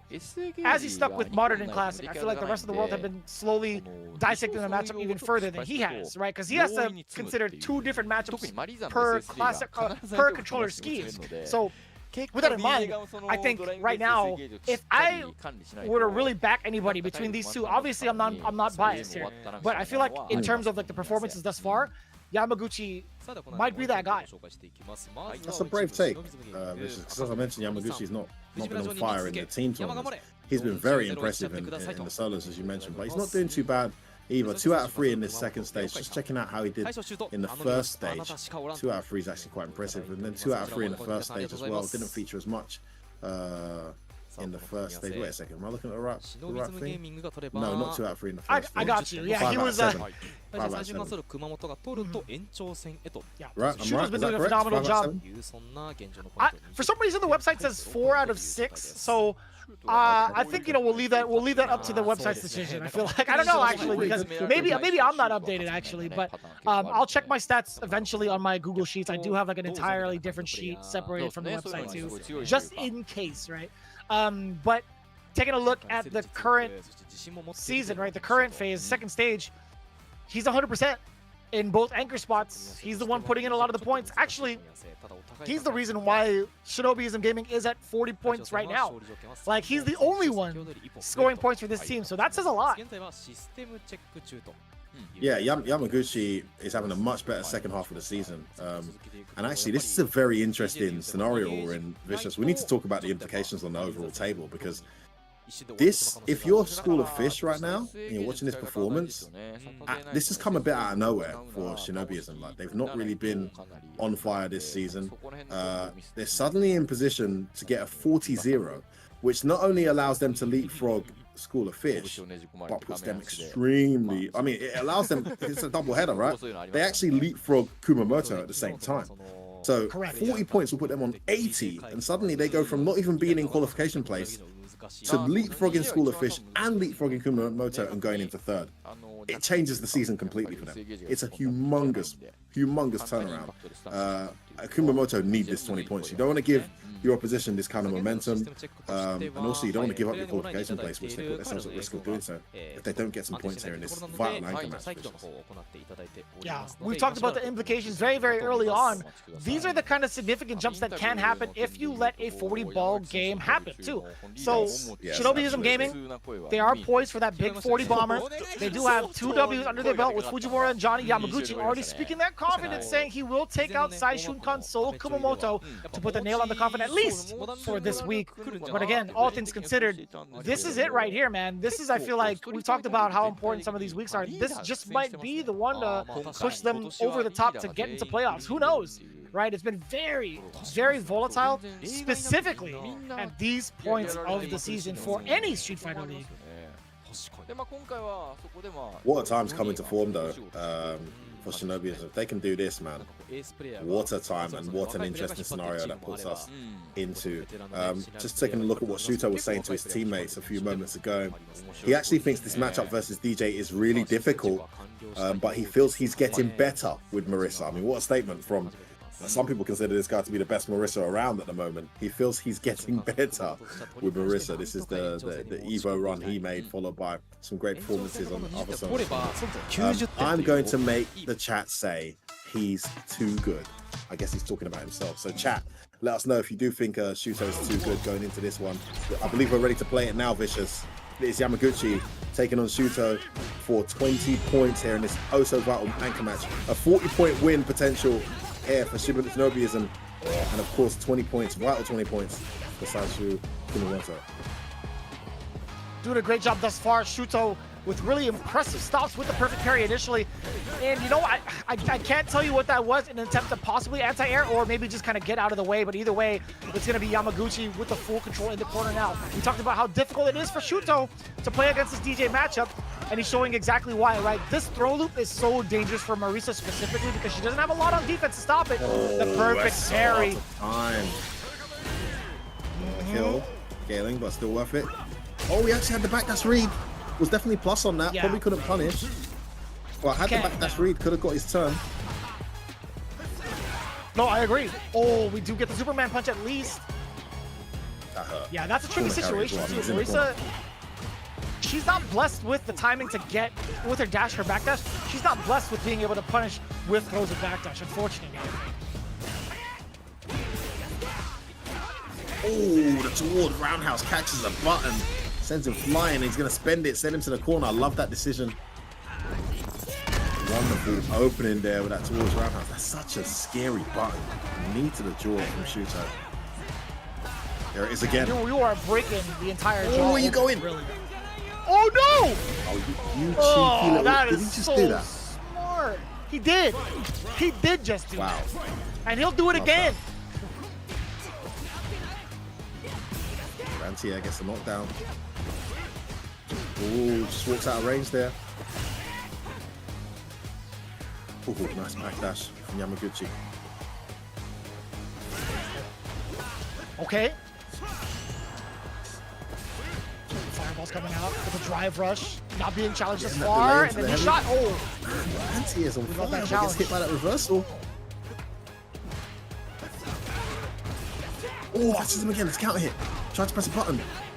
You should just say what? You killed me, bro. that's you, man. Oh, big whiff. Oh, no. He didn't have the meter to follow it through. Oh, he's dead. Bad parry from Yamaguchi. Shuto with all the right calls, and he pops off there on the screen. He's absolutely ecstatic he was able to close that one. Actually burnt himself out there without killing. One thing the top players will tell you, if it's not going to kill, don't burn yourself out, unless maybe you have the corner. But still able to close it out. Great start to this round from Yamaguchi, though. Oh, we trying to get an Ooh, attempt tried at to the drive rush punish in. counter. Gladius, man, just even if it's mistimed, still so hard to punish, I feel like. From further out, further distances, I will say. But DJ, he's been blessed with some pretty good normals, right? If he catches a roundhouse, or a phalanx, Jesus Christ. Get him off. That was massive. He actually had one bar going into that and gained a bar there from the perfect parry, and then the punish that followed. Needed that. Shuto now in the corner at a life deficit. Oh, the conversion! Back roundhouse. Oh, then the triple jab into the drive rush. Into the conversion. Beautiful play from Yamaguchi. So many clean moments there. Checking that Superman punch. Phalanx. Oh, man, 100% anti-air rate, I believe, so far from Shuto, if I'm right. And he's trading, but he's happy to take the trade because he gets a bit of Oki. Ooh, he's going into grab mode. You can do it again if you wanted to. Drive rush forward. Oh, we tried to bait something out and delayed. I don't know what that was, but it gave Yamaguchi the back throw. You back-to-back parries. Shuto is a madman. Oh my God. This is ridiculous. He is playing with it. He's making some real high-level reads, man. He is playing so sick, Vicious. Some of those calls. These are crazy reads, man. I don't know how else to spin it. I'm trying to give him praise, but these are kind of crazy, bro. No way. Oh, yes way. It was close enough. It was fast enough. Shuto with all the answers. He spends that level 3 and brings DJ very close to burnout here in the corner. Gonna drive rush in. Gonna burn him out. This is a great situation here. Overhead. He's swagging on him, but he gets back thrown. Yamaguchi needs to make this count. Gets 2 knockdowns there. Gotta be careful doing those single moves. See drive rush. He's done so well there. He's got his health back in drive rush. Gonna get back thrown though. Vicious. Guess for game. Oh my God! He actually could have killed him. First time yeah, he's missed an Shuto sees anti-air. it. Oh. It's gonna cost him the second game there. Go ahead. To be fair, Shuto had the right idea too. He went for the parry, right? He went into the stance and missed his opportunity to get a command grab because Yamaguchi went immediately to parry. If that command grab had landed, it would have been punish counter damage. It would have killed him. Shuto absolutely knew it as well. You saw it in the player cam. He was wincing at the thought of missing that.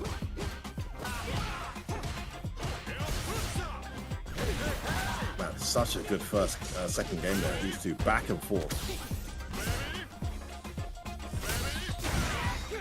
Oh, stop. Oh, don't get too carried away with that, says Shuto. Get to the corner, boy. Where you going? Oh, he's been so good at baiting out the parries. Oh, this time he tried to anti-air, but the angle wasn't good. That was. Angle just caught it out, but didn't complete his combo there, Yamaguchi. Was caught by surprise there. He gets a knockdown into the drive thrust though. It's a great situation. Wake up the late jab. Overhead block.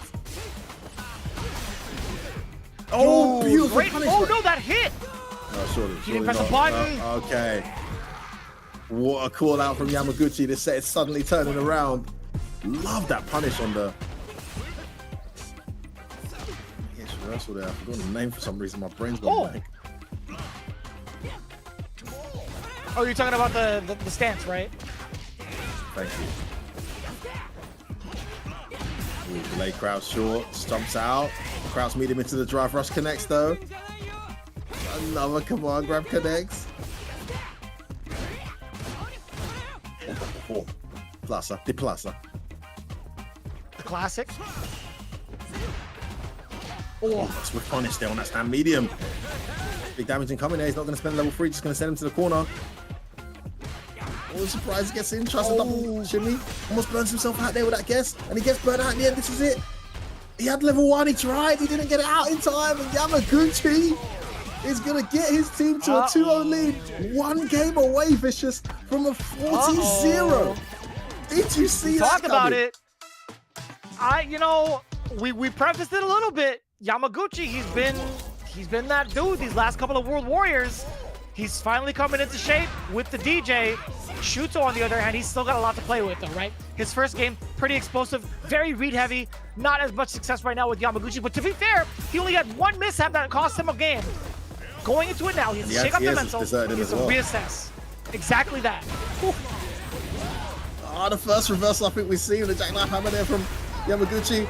Oh, that's a good tactic. I'm surprised people don't do that a bit more against DJ. The random DI catches the button. A lot of his specials, his normals aren't cancelable, and that's checkmate if he doesn't do the super wake up. Well, she had a bar. Well, it was worth going for anyway. Oh, second time he starts around with a whiff punish on that crouch medium. Anti-air, no, it's too sharp of an angle. Yeah, he's got to start air-to-airing now. Yamaguchi's found an angle. Oh, he's ready. He knew he was going to dash out of that parry hold. Interestingly enough, Yamaguchi has not been able to punish the Gladiuses correctly. And look at that. We just talked about punishing the Gladiuses. He immediately went for an OD jackknife. But look at how much damage you're taking. You're dead. You gotta kill here. Oh, yep, that's exactly it. Hook, line, and sinker. Why? Why is she like this? God damn. Why is she like this? That combo she needs to go to counseling. disgusting. She's angry. She's doing so much damage. She needs help right now. She needs to talk to somebody. Marissa, man, seriously. Okay, guys, we're getting this is one hell of a set. 2 apiece now. One team could go 40-0 up. Oh, he does the EX reversal straight away to the drive rush. Yamaguchi wants to close this out, catches the Superman punch with another one. Surprise dash in. Face out the reversal. He techs again. Punish it! There it is! Beautiful timing. Yes, sir. Oh, but he dropped the combo to take a W. Big bait. No way. Oh, didn't get the full punish. He's got a mountain to climb here. He's in burnout. Sweep that was wrong. What was that? It's air to air. He's adapted. He's almost got his meter back. Here it is. Oh, what's up, mate? You gotta be kidding me, Shuto. What's this guy on, Vicious? I can't tell you. I can't tell you just based off of watching it, but we got to see it come to a conclusion. Shuto, pretty aggressive right now. He does get the phalanx on him. Yamaguchi, he hasn't maintained his charge to interrupt the phalanx just yet, but now he's within a space to possibly counterpick. Shuto, he's well aware of that. The anti-air, yes sir. Dimakaris, OD, level 2, send him back to the world below. Walk up back throw. He's burnt out, but he's got an opening. Meaty jabs. Yeah, he needs to make this burnout count. That's exactly what he's going to try and do here. Where are you going? Life lead significant. Goes in again. No, the delay. It should be a dead DJ.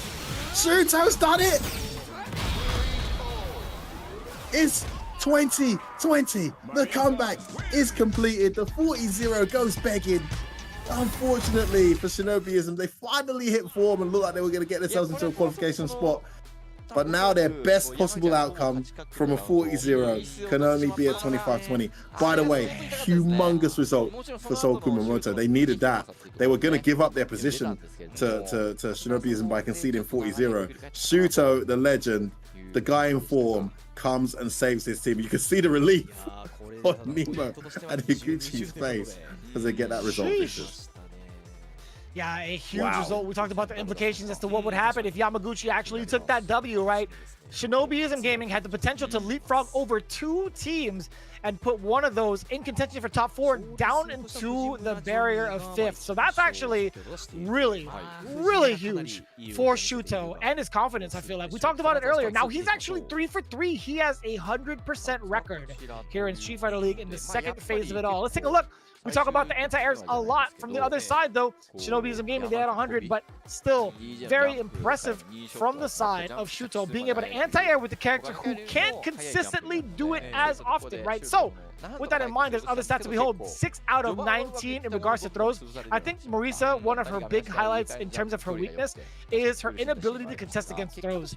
Not just without being able to tech, but in terms of reversal opportunities. She doesn't have that, right? Other than supers, perhaps. Yeah, it's something she has to just deal with. It's a hard read on her defense. Even when she does the EX OD reversal, it covers both sides, still loses to throws. And I think Yamaguchi abused the throw system really well. You can see there 19 throw attempts, landing a tremendous amount of them. But it wasn't enough in the end, man. The clutch situation there from Shuto was able to close it out. I think his anti-air game, despite it, you know, getting punished towards the later stage of the set, adapting with the air-to-air towards the end. He's such an adaptable player. Really picked up on some of the habits that Yamaguchi had, and Yamaguchi didn't play bad at all. Just Shuto was able to just pick up the momentum and edge it and get his team in a great position. So close, Shinobism, to a 40-0 win, so close, but now it's 20 apiece, Vicious, as you see, and I believe the away team will now reveal who's going to come up for not so meaningful, but 5 points is 5 points. It can add up towards the end. It's this best of 1 game coming up here.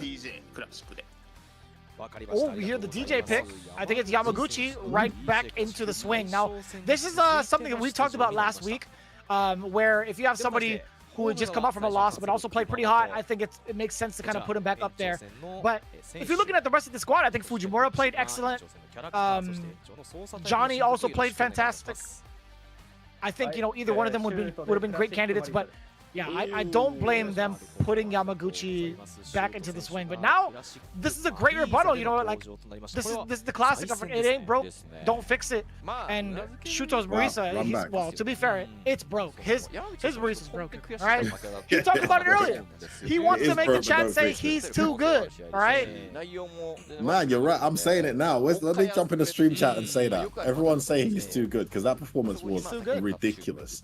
And I'm actually thrilled as a fan here of Street Fighter, high-level Street Fighter 6. We get to watch this juicy match again. I wish it was a 2 out of 3 or 3 out of 5 again. It's just going to be a best of 1. But man, I'm not complaining. These two play some seriously juicy Street Fighter. Let's get it. This is great. We got the first to 1. So in terms of volatility, surprisingly enough, I think I like Marisa in a first to 1 against DJ. I like that. I mean, they've got data as well, so from what's happened, someone can switch it up. Switch it up and make different catch the opponent off guard. But first to 1, I agree. I think Marisa's much scarier than a DJ in the first to 1. We'll see what Yamaguchi can do. I'm also surprised, Vicious. I think Shuto's got to stay on for Kumamoto. They've not been on form. They've been getting their head bust. This guy's come and saved the day. But on the flip side, you could turn things around a little bit. Throw on Fujimura, maybe catch them by surprise. Throw on Johnny for the mirror, maybe. He's been looking great in his set. But they're just going to go with Yamaguchi. They're going to go with the tried and tested. And if you're Yamaguchi, it's a lot of pressure because you just lost the team 20 points. Now you can go 0-2 and lose another set for 5 points. It's an interesting choice, but also shows great confidence in their anchor here from Team Shinobism. I think it's a fair assessment. I think it truly is a fair assessment, but in the first 1, we'll see. It could go either way for these two. And something to really keep in mind too in terms of the points and the momentum. It's currently in the favor of Saishunkan, Seoul, Kumamoto, right? They have currently 90 points to maintain their lead over the School of Fish, despite the amount of points that they've accumulated for themselves, right? GyoGun, they only got 10 points ahead of themselves from their previous L that they've taken against FAV Gaming. So with that in mind, Saishunkan, Seoul, Kumamoto, now with their 20 points, it puts them back into that third place positioning no matter how the previous teams have scored. So going into it now, these 5 points, I feel like a little... I want to say it's pretty important for Saishunkan, Seoul, Kumamoto, but for Shinobism Gaming, I feel like they're still underneath the barrier to cross into 4th place territory, right? Yeah, I mean, they get a bit closer to School of Fish, but I mean, these 5 points I feel matter more to School of Fish, sorry, to Shinobism, than they do to Kumamoto. I mean, Kumamoto will take everything they can, but you know, the bottom line is they're not getting 30 points today, so closing that gap above the FAV just creating, not going to happen. The gap's going to extend again for another week running, but they're still very much in qualification place, and that's not going to change, you know, even over 2 weeks now after this 20 points. However, if you're Shinobism and you're looking at School of Fish now as the ones you can potentially catch, you've got yourself 20 points, you're on 60, you're a few points away from them. Can you get another 5 to make that gap even closer? Very important game, I think, from Yamaguchi's perspective and Shinobism's perspective. Without a doubt, you got to scrape as many points as you can, right, to get yourself into a more comfortable playoff contention spot, right? And considering it's only been 4 weeks in thus far in phase number 2, we're still trying to figure out who will make it into that coveted playoff spot. It's only going to be happening in December. You know, I say only in December, but when I was back in June, I was thinking to myself, like, please don't let it be October already. I don't want to celebrate my birthday and become an old man just yet. Next thing you know, it's already November. It's pretty much already November for man, happy belated birthday. I had no idea. What are you now, like 2023, 24? Huh? Kind of. Happy birthday, bro. You could reverse the numbers and add a couple of years extra to it, but don't tell anybody. But baby face. You know how it goes. You know how it goes, man. Well, man, what are the players saying? I believe we've got a message from Yamaguchi. Oh, a bit harsh on himself there, just looking at the translation. He said to his team, I was doing a poor game, I'll make it better. I think he was played amazing. Just got to give credit to Shuto. And Shuto said, I was in good shape and I'm confident to win another round. So we know who of the two goes into this with more confidence, and we're suddenly seeing the roundhouse introduced from Shuto here. Vicious. You already see the check on the walk back. Yamaguchi caught Shuto standing. I love that frame kill into the throw and the whiff punish against Shuto. First to one volatility, instead going to the hands and benefit for Yamaguchi instead, right? I think that was a very, very explosive start. Speaking of explosive starts, here is Shuto.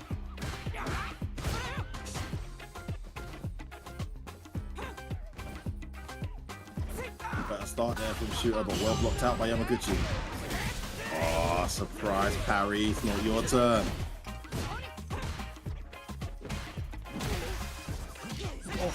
Wow, what a choice of button there. Roundhouse in the middle of the string, sure, you know. Yes, it's the right call. No momentum for you. He's almost put him out here. We tried to do it.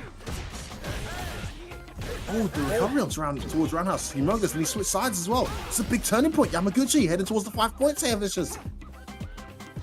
One hit will do it for Yamaguchi. Very explosive. Whereas Shuto, he could be in a dangerous spot. The phalanx. This should be more than enough damage. Spend the rest of it. Cash out immediately. Level 3, baby. You already know what time it is. Yamaguchi, full retribution against Shuto to nail the 5 points that Shinobism desperately needed to hang on for possible contention into the playoffs. I love the big rebuttal coming in from Yamaguchi. That's 10 points away now, I believe, from School of Fish. We should be on 75 points after that, 10 points earlier. So that's 65 points. Very important. A huge difference between being 15 points away from your opponent to being 10 points away. Just 10 points away from qualification. You put the pressure on your opponents as well. So School of Fish next week really need to get some results, because if Shinobism, I think it's fair to say they found form this week. If they continue playing like this, they could very well steal that 4th qualification spot course. Now, if you are Saishunkan,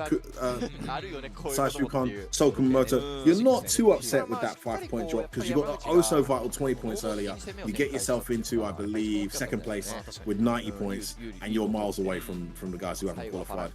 So you're in a good spot regardless of that. Good play from them. Yeah, I think this is a great turnout for both teams. Obviously, in terms of the action, in terms of the games that have been played out, we're starting to see that story sort of develop, and this is the kind of match you want to bookmark in your mind. I feel like the next time we see them in the second round robin, it'll be such a different battle, and I truly mean that because again, these guys have been so impressive with how fast they've been improving. So keep this in mind, keep this result in mind. It's going to be so ambiguous going into the second round robin. But again, big congratulations to Shinobism Gaming. We're going to get a word from obviously all four. Starting things off, obviously it has to be with the captain with his thoughts on the games because he wasn't able to play. But as we get the translations ready, man, I really couldn't call it. Like, I feel like every prediction I made in this matchup specifically was wrong, to be honest with you. Well, no, you said you were rooting for. Oh no, you did say Shuto in the run back. Right? Okay, fair. But to be honest with you, you can't really critique your predictions there in this one, Vicious. It was those two could play all day, and I just think it would be back and forth. Even when Shuto won that first three, the first anchor match, it was so clutch. It was 2-1 down. It was match point Yamaguchi. It was incredible comebacks and reads to get it there. So, you know, just an absolute treat. One of my favorite sets of the season so far, I've got to say. Yamaguchi versus Shuto, just phenomenal Street Fighter 6 play. Momochi over the moon, didn't even need to play for his team. The captain sitting this one out, and they did phenomenally well, I must say. What's he saying there, Vicious? Do we have a translation of what players are saying? Shout out you guys who speak Japanese in the stream. Yeah, they're gonna get the translations as soon as possible, really. But Fujimura, he's up next to talk about it. But before we even get his translation, oh, there was a little bit more left over from Momochi. Momochi had actually ended it with, when I saw Johnny win, I felt like I was left over. Anyways, it was a great win. So, yeah, there was a lot of confidence. I feel like that W from Johnny is such an uplifting one because it shows that whatever he's working on with Marisa is working, right? So obviously we're gonna get Johnny's words on that specific matchup, but we do have Fujimura, his translations coming in slowly but surely, right? Fujimura, he got his in, right? We were losing 2 previous matches, but this win was hoping to be the start of something new. Obviously, we talked about the big confidence booster coming in from Shinobism Gaming. This is the start of something that could be what could be like a huge spike in points, right? Who knows, right? We've seen this kind of story happen so many times over, not even in just like previous seasons, but even in like the previous phases, right? Shinobism Gaming, they actually crept right into the qualification spot to make it into phase 2, if I'm not mistaken. So, I think overall performances, Fujimura, he bodied Nemo. Like, let's not sugarcoat it here. We didn't even have enough stats to talk about the matchup, right? There were so many zeros, so many 0 percentages on the board because of the fact that Fujimura put him down below 6 feet so quickly, and that's got to be a very convincing statement to make if you're Fujimura to take down the captain like that, right? I gotta say, man, that was especially after you insightfully referenced that they played earlier in the season in the opening week. I was anticipating a really exciting set. It was anything but, man. It was exciting to see someone just get absolutely destroyed. But Fujimura really set the pace here. And then Johnny I mean, this is so impressive from Shinobism. Dropping the Marisa, the man on, picking up the Marisa away from home, so leaving yourself open to be counterpicked, whether it's on a player or a character level, and then pulling out that performance to put his team 20-0 up. Right. Yamaguchi going into the anchor match absolutely beaming with confidence, and it looked like it was going to happen with a 2-1 lead. Regardless of the fact they conceded those 20 points, they still look very happy. I think the minimum goal this week was for them to pick up at least 20 points to stay within contention of catching School of Fish. It was almost double whammy with a 40-0, but regardless, they got to be happy here because they put themselves right. It's in their hands, right? I think they're going to play school official. I'm not sure if they have yet. We'll check. So it's in their hands. They just need to deliver the results. Keep the pressure on, and they could very well qualify before this is over. Just looking at Yamaguchi's words there. The anchor game was the game my weakness came out, so he is feeling a bit bitter. I'm going to practice to perform a better game in future. Really humble words there from Yamaguchi, despite winning that fight with 5 points. He knows there was an opportunity to really put themselves in contention for a third or even a second place finish if they could have got the 40-0. But don't be too harsh on yourself there, Yamaguchi. You played really well. And I think Johnny said, I'm happy I won. I was relieved. More relieved than happy. Put a lot of pressure on himself there, picking Marissa. Worked out well though, didn't it?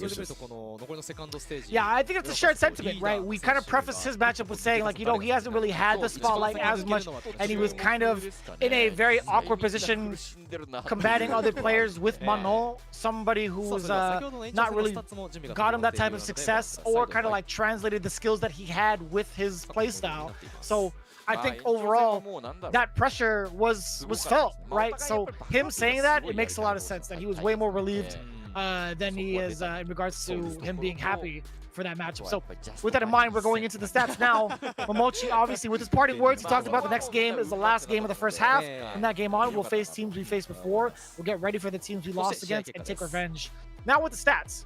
With the first to one, you're not going to see that many, which is why I kind of glossed over it. I'm like, you know what? It's going to be zeros all across the board. Not too big of a story. But this right here, it sets up for a potential big story for Shinobism Gaming. Obviously, Saishunkan sold Kumamoto. They scored 20 points for themselves. They're hanging on with their third place placement. Shinobism Gaming, they need as many points as possible as they can go into it forward. But you had actually asked earlier, has Shinobism Gaming played off against GyoGun? They played against them last week, right? We had a little bit of a snoozer when we had to, you know, we might have forgotten a little bit, is what I'm saying.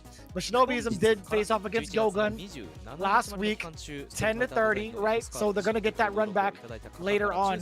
But with all things considered, I think Shinobism Gaming, they have the full-fledged confidence they need to go into it. So we have ourselves our final match, and before we get into that, obviously we have to go through all of our ads. We've talked about what's going on in the month of October going into the month of December, or technically November. We have so many different exhibitions going on for Street Fighter League Japan, as well as the Realm of Street Fighter League or Street Fighter 6 in general, which we will see later on. But there's so much to keep up with, right? You know, Femi and I have been talking about this for quite some time, and there's a lot that you guys can be watching, and we do obviously appreciate you guys tuning into Street Fighter League Japan. But again, be sure to stay tuned into everything that's been going on in the realm of the Capcom Pro Tour, right? Yeah, because it's getting very busy in that regard, Vicious. So much still to still play for. We've seen a couple more players qualify this last week, of course, GyoGun, and then Phenom winning his local World Warrior in a very mesmerizing match against Juicy Joe. Shout out to the guys who participated in that. So it's starting to take shape, and of course we've got the CPT this weekend, as you mentioned earlier. I just want to quickly reference what Momochi said, because it was quite interesting before we get too carried away. Said the next game is the last game of the first half. So from here on in, we'll be playing teams that we've actually already faced.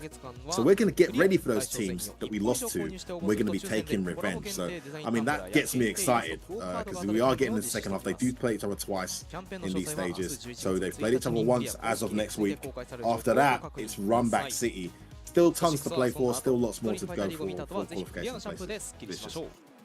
Yeah, so hard to tell, man. It really is. But one thing that is a no-brainer is the fact that you could support the teams from every Street Fighter League available, whether it's Japan, whether it's US, whether it's Europe. You could do so by representing yourself with these badges of honor here at the Battle Hub. Again, you guys can donate or actually purchase these buttons to put this on your character as well, and also represent which teams are your favorite going into it. So with that in mind, be sure to check it out in the Battle Hub. It's currently available for all 3 leagues, Japan, US, Europe, to pick out your favorite teams right now. You know, I'm really excited too, because we talked about the the release date, the debut of Street Fighter League Europe Season number 6. I believe that date is coming up in November.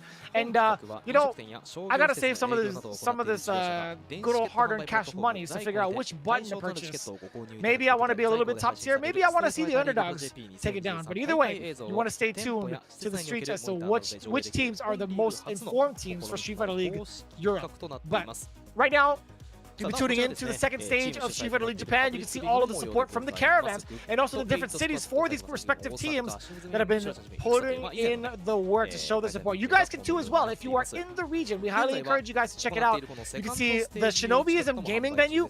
I believe that is run by both Momochi and his wife, Choco. That actually is a casual spot. I think I can't remember exactly where it is, but I've actually had the pleasure of visiting that spot in person and practicing with a lot of the players there in Street Fighter V. So that was really, truly a blessing. What's also a blessing is the amount of collabs that have been happening these last couple of months for Street Fighter 6, right? We have the VTuber battles that have been going on for quite some time. We actually had the Crazy Raccoon Cup not too long ago, and a lot of different instances with VTubers collaborating with Street Fighter 6, and we're looking to do it even more further down the line. You can check it out with Kuzuha, Kizuku, Momo, Ibrahim, Saku, Shoichi. Be sure to check them all out. I'm actually fairly new to the game, but clearly, these guys have their own merch. That tells me they're big timers, right? Always a good sign, Bish. Always a good sign. Yeah. It's hard to tell, I feel like with everything already out there in regards to how much Street Fighter 6 to follow, it's like, man, now I gotta keep up with all the VTubers as well. I'm having a good time with it because it's fun to watch them figure out how to play the game, how to improve at the game, how they take the advice from their coaches, and how they apply it. I think that entire journey is completely relatable as a fighting game newbie and also a fighting game fan, right? You have different ranges of levels going into it, but one level that needs to be considered right now is the top dog level here at Street Fighter League Japan. Only the cream of the crop is who will survive going into the playoff spot. With that in mind, we have one more match for you coming up next. It's going to be CYCLOPS Athlete Gaming Osaka in the home position facing off against Detonation FocusMe. One of these teams are going to deliver in the pain. We'll see who it is when we come back after this break. Stay tuned. When we come back, we'll have more Street Fighter League Japan coming your way. Stay tuned. そしてお知らせは以上になりますが、カプコン公式 SNS では、リーグの最新情報をお届けしております。こちらカプコン e スポーツの公式 SNS ではハッシュタグ SFL をつけてチームや選手たちに試合の感想や応援コメントをつぶやいてください。最近だとね、結構この本配信の、いわゆる切り抜きじゃないですけど、結構面白いポイントをこう SNS に上げてくださったりしてるんで、ぜひこちらも合わせてフォローいただくとより楽しめるかなというふうに思います。こちらね、応援コメントも番組の中でご紹介をさせていただきますので、どしどしよろしくお願いいたします。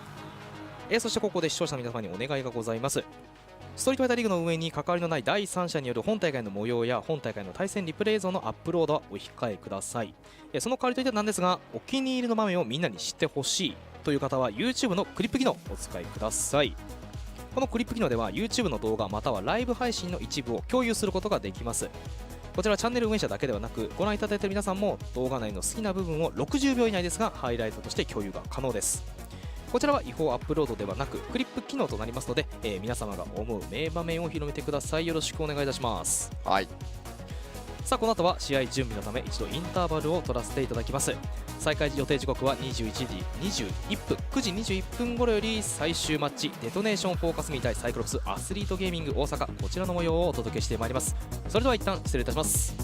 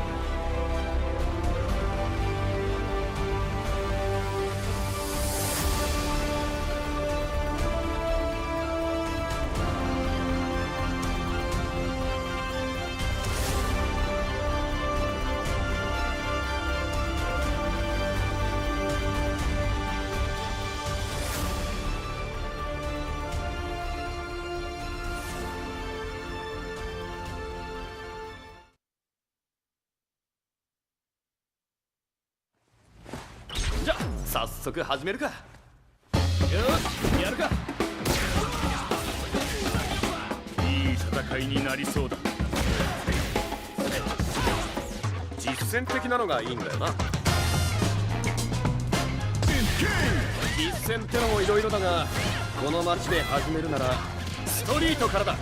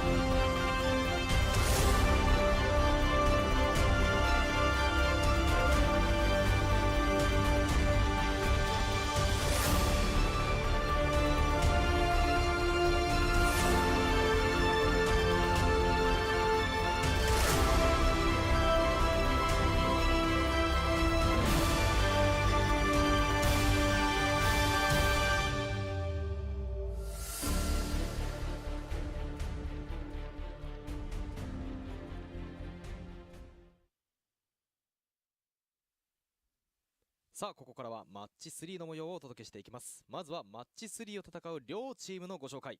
青井川選手入場です。 I'll take it over from here. The audio's not just ready yet, Femi. I'm sorry to interrupt you blatantly, but I'll tell you what, we have DetonatioN FocusMe coming on in with the attack on heavy tank. It's Fudo, of course, as expected, followed by the baby face trickster, none other than Takeuchi Jun with the ever-impressive Rashid. Then, of course, Shippu Jinrai. It's Nauman with his Ken that has been doing a lot of damage as of late. Then, followed by the strong-armed meal ticket that is Itabashi Zangief. I'm telling you, man, Itabashi Zangief being the captain for this team. It's difficult to call what his strategy is going to be because sometimes he'll be very straightforward, other times he'll be very cunning. It depends on which side of him comes out today with this team. But on the other hand, it's CYCLOPS, Athlete, Gaming, OSAKA, one of the potential super teams that we were looking at the very beginning, but not really coming to fruition just yet. we have the one loved back by fighting games, Kazunoko, multi-game champion. Then, of course, Domura, the wing devil himself with the ever-impressive DJ. The theoretical value, when I find out what that calculation is, I'll let you know. It's Finrich as the third man up, all led by the man extraordinaire, the one who calls himself at number 1, Goichi. I don't know if that's a Bleach reference or not, but it's cool either way. He's going to be the leader for Cyclops Athlete Gaming Osaka. We are paging F-Word for his thoughts for this upcoming matchup. Where you at, man? Listen, Vicious, if you ever hijack my computer and mute me again so you can steal the intro like that, I swear me and you are going to have problems. We agreed I was going to do the intro. How did you do that? How did you mute me? You know what? Next time I see you do something like... He's faking it. He's faking it. He's faking it. I'm too sly, brother. I'm understand me? I hope you heard all that, and I hope you understand it. Why is the stream chat laughing? Did you just mute me again?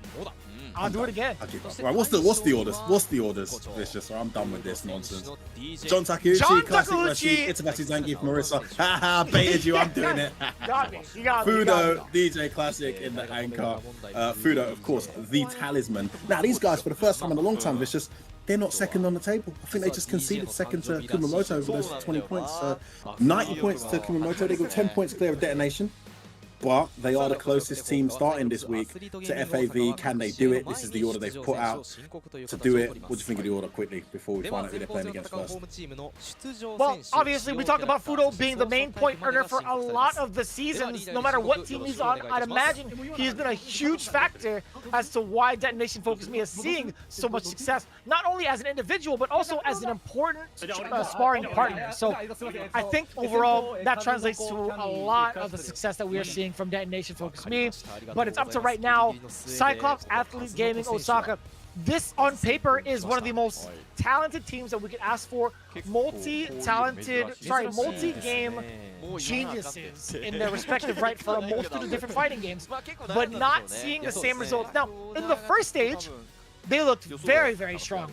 I don't know what it is about the second stage that might have been like potentially downloaded against them, or they're not seeing the same amount of points. What are your thoughts with Kazunoko going first?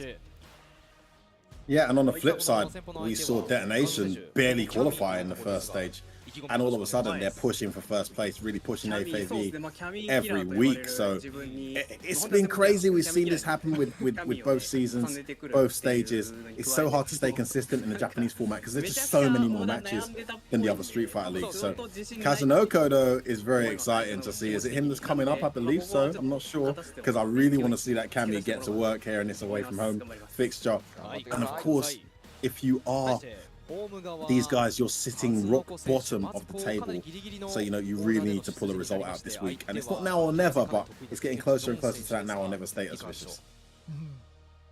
So we do have a pretty confident statement coming out with John Takeuchi. Despite being on the away spot, I think he wanted Kazunoko to step up to the plate because, I quote, he says, "As I said earlier, I am a Kami killer.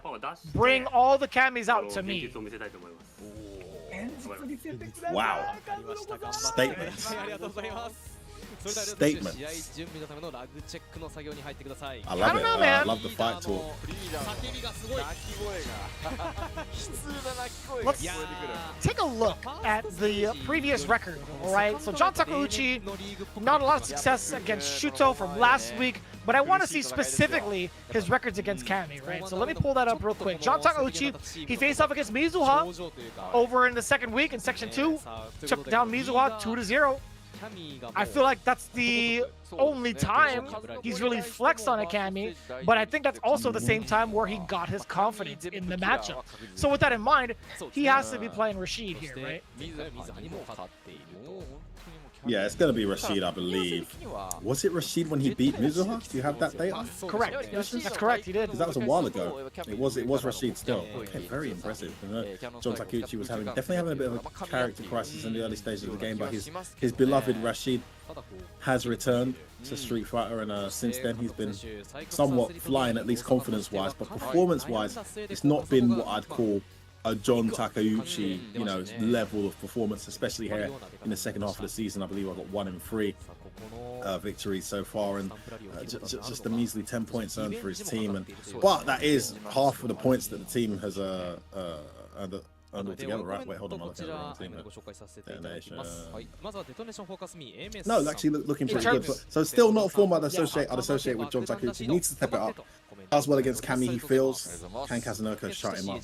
We'll see. There's been some people eating their words today, though.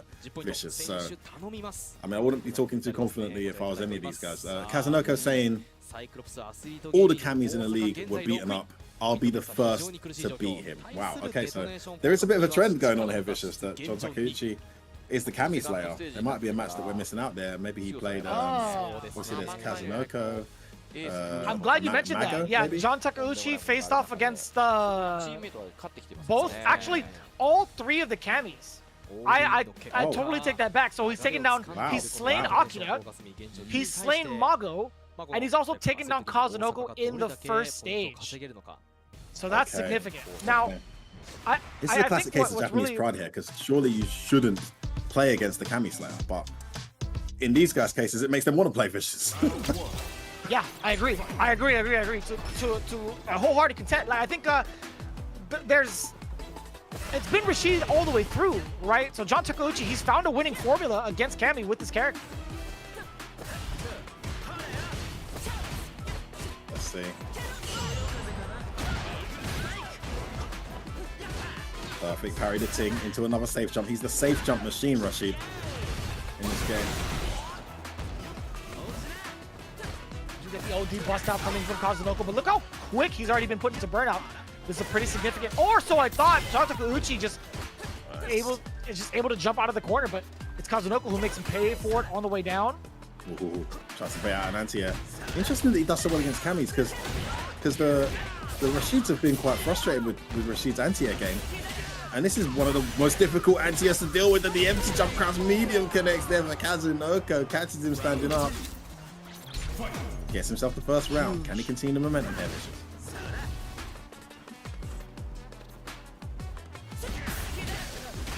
The low forward, the big exposure against John Takeuchi. This is going to give him all the momentum, I feel like. You know, Kazunoko has had a lot of control for a long time, also just in general fighting games. But with Kami, this iteration, he'll have a great time trying to force people into the corner. Up until this point, or so I thought. But John Takeuchi, the mix! Spend the rest of it? No. The loop's going as well.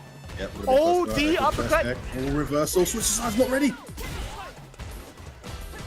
Gets the game here, Vicious. Those jump-ins. Can get the barrage too. Forward throw.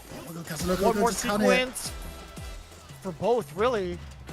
I think John Takeuchi, he's looking for the big opener. He does have a lot of drive gets to use against Kazunoko, but Kazunoko, he's the one that goes in. You are actually a devious man. He even did the nose flick afterwards. He's like, you know what, I got this. The confident nose flick, I like that. That's the Kazunoko. That's my Capcom Cup champ. That's what he's trying to say right now. Rago. Full screen, we do them things. Rago. That's what it sounds like. That's exactly what it sounds like, right? But either way, man, I think a very sneaky approach from Kazunoko. I think he's gotten a lot of good looks against John Takeuchi that he wasn't necessarily ready for. A little bit of a conversation going on between Detonation FocusMe as to what to do with the approach. Obviously, John Takeuchi claims to be the Kami Slayer. This happens to be the week where, you know, a lot of people have been eating their words, right? And speaking of eating, man, we'll see if Kazunoko has more left on the table to hand deliver to John Takeuchi to feed him full, because some people are starving out here, man. We get it. Vicious, why are you calling me out like that, bro? Come on, allow me. I wasn't calling you out. I'm hungry too, bro. What do you mean? Hey, it's 4 hours. I don't know what you're talking Get a about. little snack in there, yeah? A little snack in there. That was just me doing my fake impression of eating, see? Pretty good. See, looks like I'm eating. I'm just playing with you guys. Kazunoko Kazunoko looked dominant there. I mean, and this is the thing. I'm surprised that a Rashid feels so good. I mean, I don't think Rashid necessarily loses the matchup but he definitely has to absorb a lot of pressure, man. The dive kick, the normal jump, it's very difficult for him to deal with in the traditional Rashid setting. Yet alone this Street Fighter 6 version of Rashid doesn't have the most reliable anti-air. Still very good anti-air game, but by Rashid's standard, not that same level. So Kazunoko abused it to perfection there, and then in the end, the empty jump crouch medium kick to really put the icing on the cake of how much he mixed up John Takeuchi's defensive mindset and closed that first round out. And then the full screen hooligan, EX hooligan, which is again another aerial approach, right? Vicious, that's another aerial approach, which again he didn't have the answer for into the level 3. So he's got to find a way to deal with these approaches. Kazunoko running away with this right now. Right, you have to be kind of aware of your anti-airs too, because sometimes with OD spinning a mixer, if you mistime it, you can get stuffed out. That has been a very evident thing, not only on social media, but also if you just lab it yourself. If you were to take Rashid, if you have like the DLC, if you have Rashid, take him to the lab and see how often you can try to anti-air with EX or with OD spinning mixer.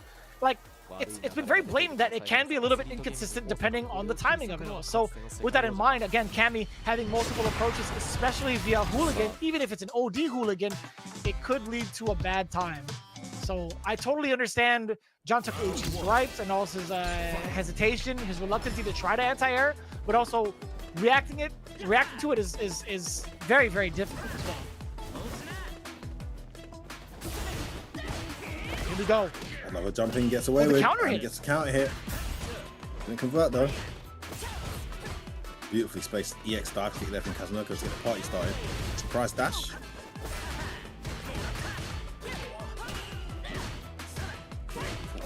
Putting backdash in there. This guy's just straight in roundhouses right now. Again, the dive kick. Punish counter. So important, man. It's such a big tool in her arsenal, man. That gets the big openers as well. No way! Jump! I came down in time to punish. You kidding me?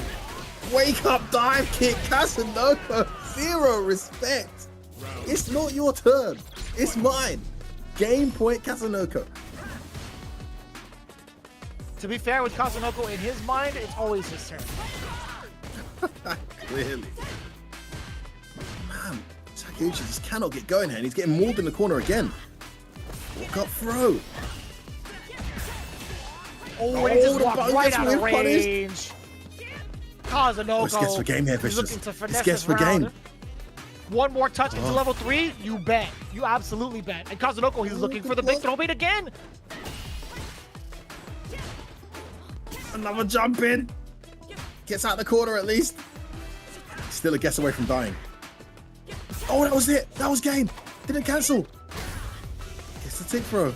John Takeuchi's not got anything going this entire set. No momentum. Oh, Bang goes with him. And that's going to be it. Kazunoko with an absolutely dominant performance and the 100% win rate against Cammy goes to absolute squaddles there as Kazunoko gets himself a very, very convincing 4 rounds straight, bitch. I think it was 4 rounds straight. Bossa! Damn. I'm adding that to the UK vocabulary. Bossa. I'm using that. I like that a lot. Yeah, Bossa, that's a classic. That's a classic, bro. And you couldn't be more appropriately applied. Bossa, or I bust your head, blood. That's what Kazunoko's saying to him right now because he busts his head. But I mean, Takeuchi visibly, you can see, he looks a bit upset there. He just couldn't get going at all. Man. Wow, the confidence in Kazunoko. Where's that Kazunoko been all this second half of the season? I don't know. I mean, it's still, I think there's still time for Cyclops to wake up, but it has to be within this week, right? I think this is the moment where we're starting to see the confidence come in, I feel like, from Kazunoko, especially from his statement, but also from his gameplay. I just hope the rest of the team follows suit, right? I think there's so much potential in this team to see more than the amount of points, right? I guess the amount of points don't necessarily reflect the type of talent that is on this team of Cyclops, but I also will kind of turn it towards John Takeuchi. I feel like there was a lot more reluctancy in this matchup than we're normally accustomed to seeing from him, right? Very hesitant, I agree. He was almost playing possum, you know? I wanted to see these stats on the jump-ins. What's the anti-air rate here? Hold on a second. No, 1 out of 8, bro. It felt like there was about 15 jumps, mate. They're not counting dive kicks. If you count dive kicks, it was definitely more than 8. It was an absolute mauling in the air. So yeah, I think he's a bit generous to get, but even then, 13% anti-air rate. It's pretty poor, but against Cammy, if you're not on point and you can't anticipate the Cammy, that's just the way life is going to be. Kazunoko made that count to emphatic fashion. 10 points on the board. Only their third time winning a battle this second stage. That puts them on 30 points. They're sitting bottom of the table, Cyclops. Despite all their talent across a multitude of fighting games, they need to start pulling it out. And I think Kazunoko, there seems to be a fire in the team here, the way Kazunoko played there, Vicious. I think that's exactly it, right? There was a sense of urgency, I feel like, from his gameplay to be as dominant as he wants to be, right? We're so used to seeing Kazunoko play such an aggressive style, such a bulldog style in a multitude of fighting games, right? So to see him back in quote-unquote tip-top shape, like, you know, we haven't seen the full potential yet, but potentially tip-top shape, this is the perfect time to bust it out right now. But all things considered, they do have 30 points to their name, looking pretty okay in terms of the momentum. We'll see if the next person is going to be able to ride that. So obviously we have Inobashi Zangief gearing up for the middle match. Who do they send up from Cyclops? It's Fenrich, right? Fenrich, yeah. It's the JP, man. It's a natural pick, man. But I'll tell you, you guys are going to see Street Fighter League EU. We've been commentating every week. The matchup doesn't always mean what you think it does. Is the only hint I'll say, because anything can happen with the way these Zangiefs are studying the matchup. He's going to go with Modern Marissa, though, which is much more competitive than Zangief JP. But he does have that Zangief to lead on if he wants to. I doubt we'll see it. What do you think about this pick? Makes sense, I guess, doesn't it, on paper? Vicious. Well, I mean, to be fair, I think, or in terms of the player selection or in terms of the characters, I assume, like, the player selection, right? Okay. So I think, you know, this transition from Inobashi Zangief is one that was like a long time coming. Yeah, I think it makes sense for him because he wants to play the big bodies. He wants to stick to that kind of archetype as he has been for so long, right? If you look at his transition between different characters in 5, it was Zangief, Abigail. Then in the final season, it was a mix of both. Seeing this early in the first season and also in like the first couple of months in, I like this. I like that he's not going to be too stubborn about sticking to Zangief and trying to make him work. If he's trying to find success now, him switching up is I think is his best bet. Now, a lot of people could counter-argue with, well, in the States, you know, Snake Eyes was able to do it, so why can't Inobashi Zangief, right? I think, you know, in the current circumstances of the game, you know, I think Snake Eyes is a completely different player in a completely different region as well. It's not to take away from his victory. I think it was a very well fought and hard-earned victory, and that's something that's really impressive with Zangief. But the fact of the matter is, I feel like Zangief still needs a couple more tools to contest against some of the big dogs, right? And, you know, right now, I don't think that's the kind of time that Inobashi Zangief has for himself. So I do appreciate him going to Marisa. I think this pick is fine. If you're asking me about the matchup itself, I think that's out of his control, right? What's really interesting about these two characters is that they both fight well in Burnout, right? Marisa can still use armor to absorb some of the hits and not really be in danger of a drive impact. JP also in that kind of area where he has access to amnesia even in Burnout, so he can get away with dodging some of the big quote-unquote checkmate scenarios that can happen. So I think it's going to be a very interesting bout. I think JP obviously has the upper hand here because of range alone, but don't mind the damage output, Marisa. If she gets that opening, it could be lights out. Who knows? I mean, he's obviously playing modern Marissa too, so it's a massive difference with the characters. Oh, baits out the drive. That's so cheeky. Baits out your attempt to check the drive rush by going straight into a Gladius and actually got the crush counter, charged it fully there. Sorry for the punish counter. Overhead lands for Fenrich. Another Gladius. Superman punch. It's a great start here from Inobashi Zangief. Now, Fenrich was saying there in the pre-match there that the first game was awesome, giving him inspiration. Second game, and his teammates, he's going to anchor. He reckons they're going to win this game and the next one. They're going to get much needed 40 points this week.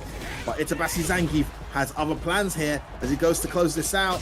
2 jumps in a row, jab, jab, jab. 10 points, very much looking like it could be going his way with that first round. I don't remember if she has access to her kicks in the air in Modern. I believe she does. I think it's, I don't know if she has like her jump punches, but I'll double check that in a bit, in a little bit. But either way, we're seeing a very, very confident start from Itabashi.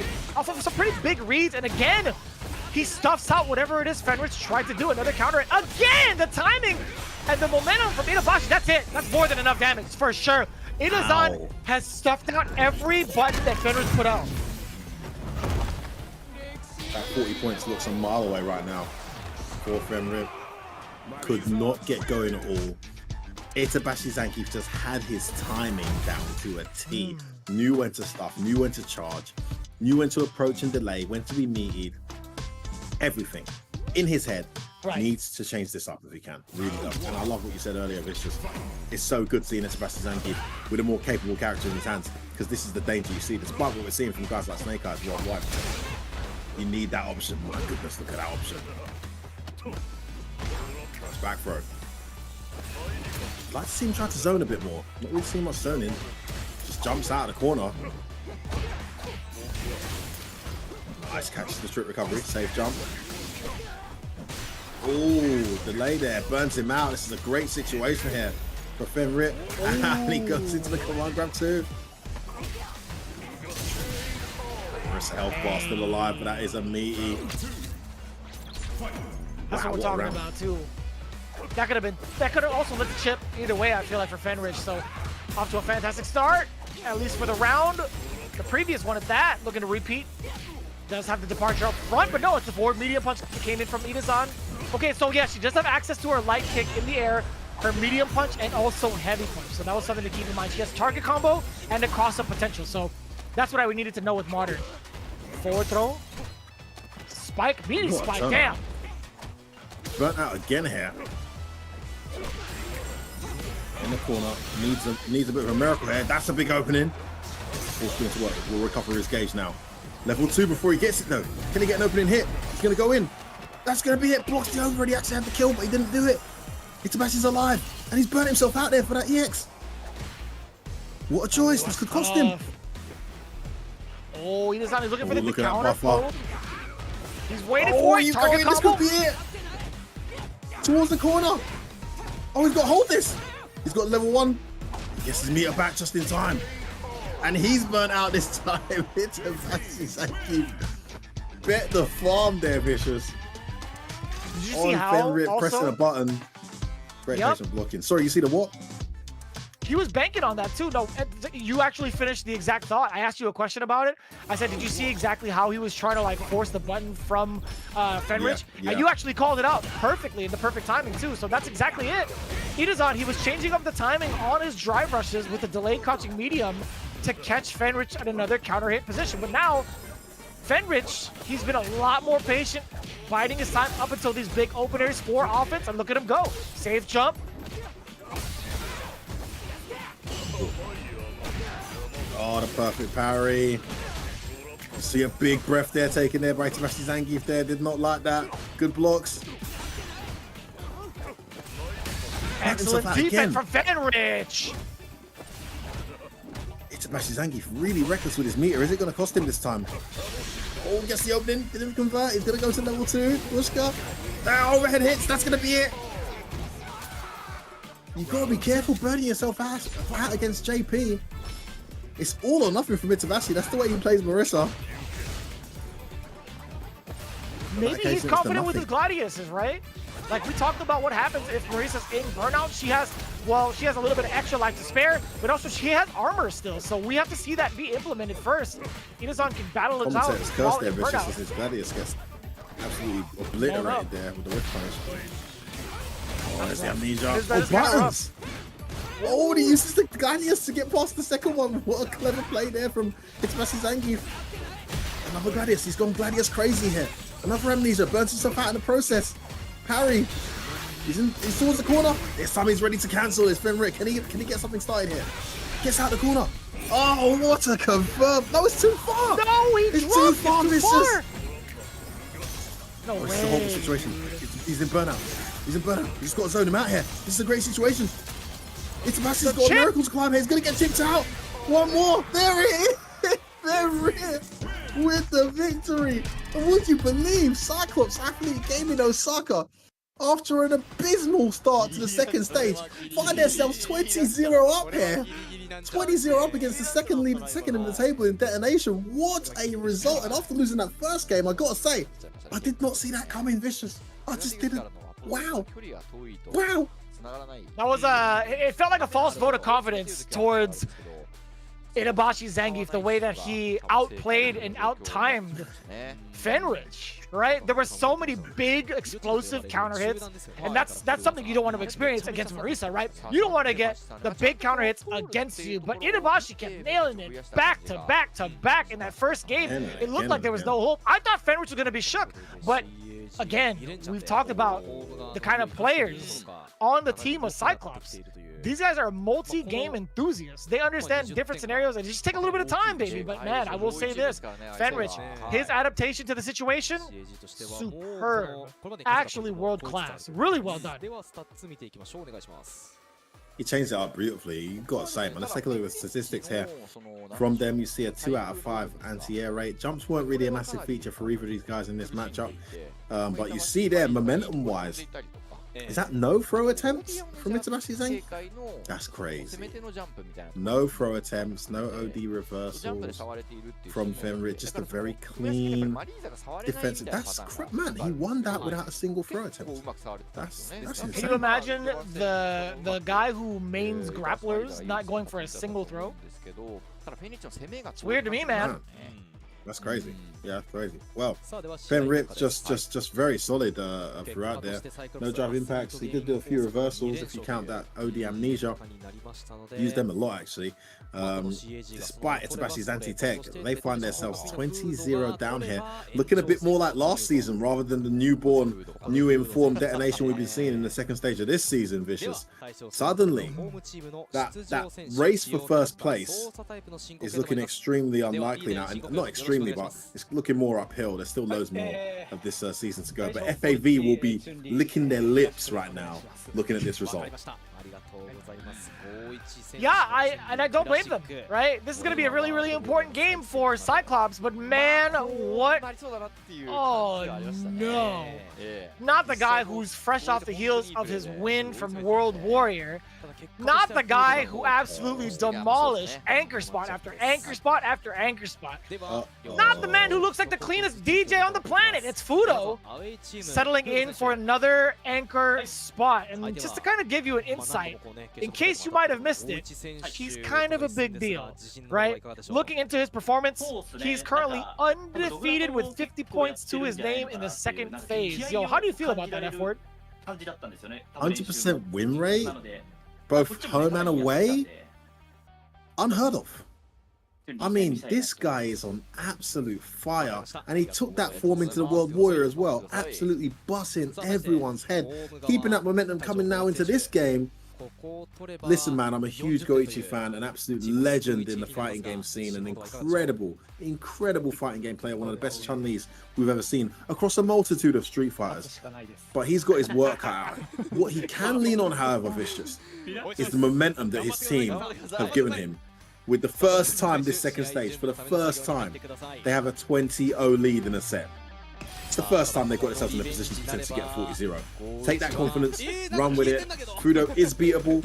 I mean, he was pretty good the first half of the season too, but did lose. You know, it was 4 out of 9. Wasn't amazing.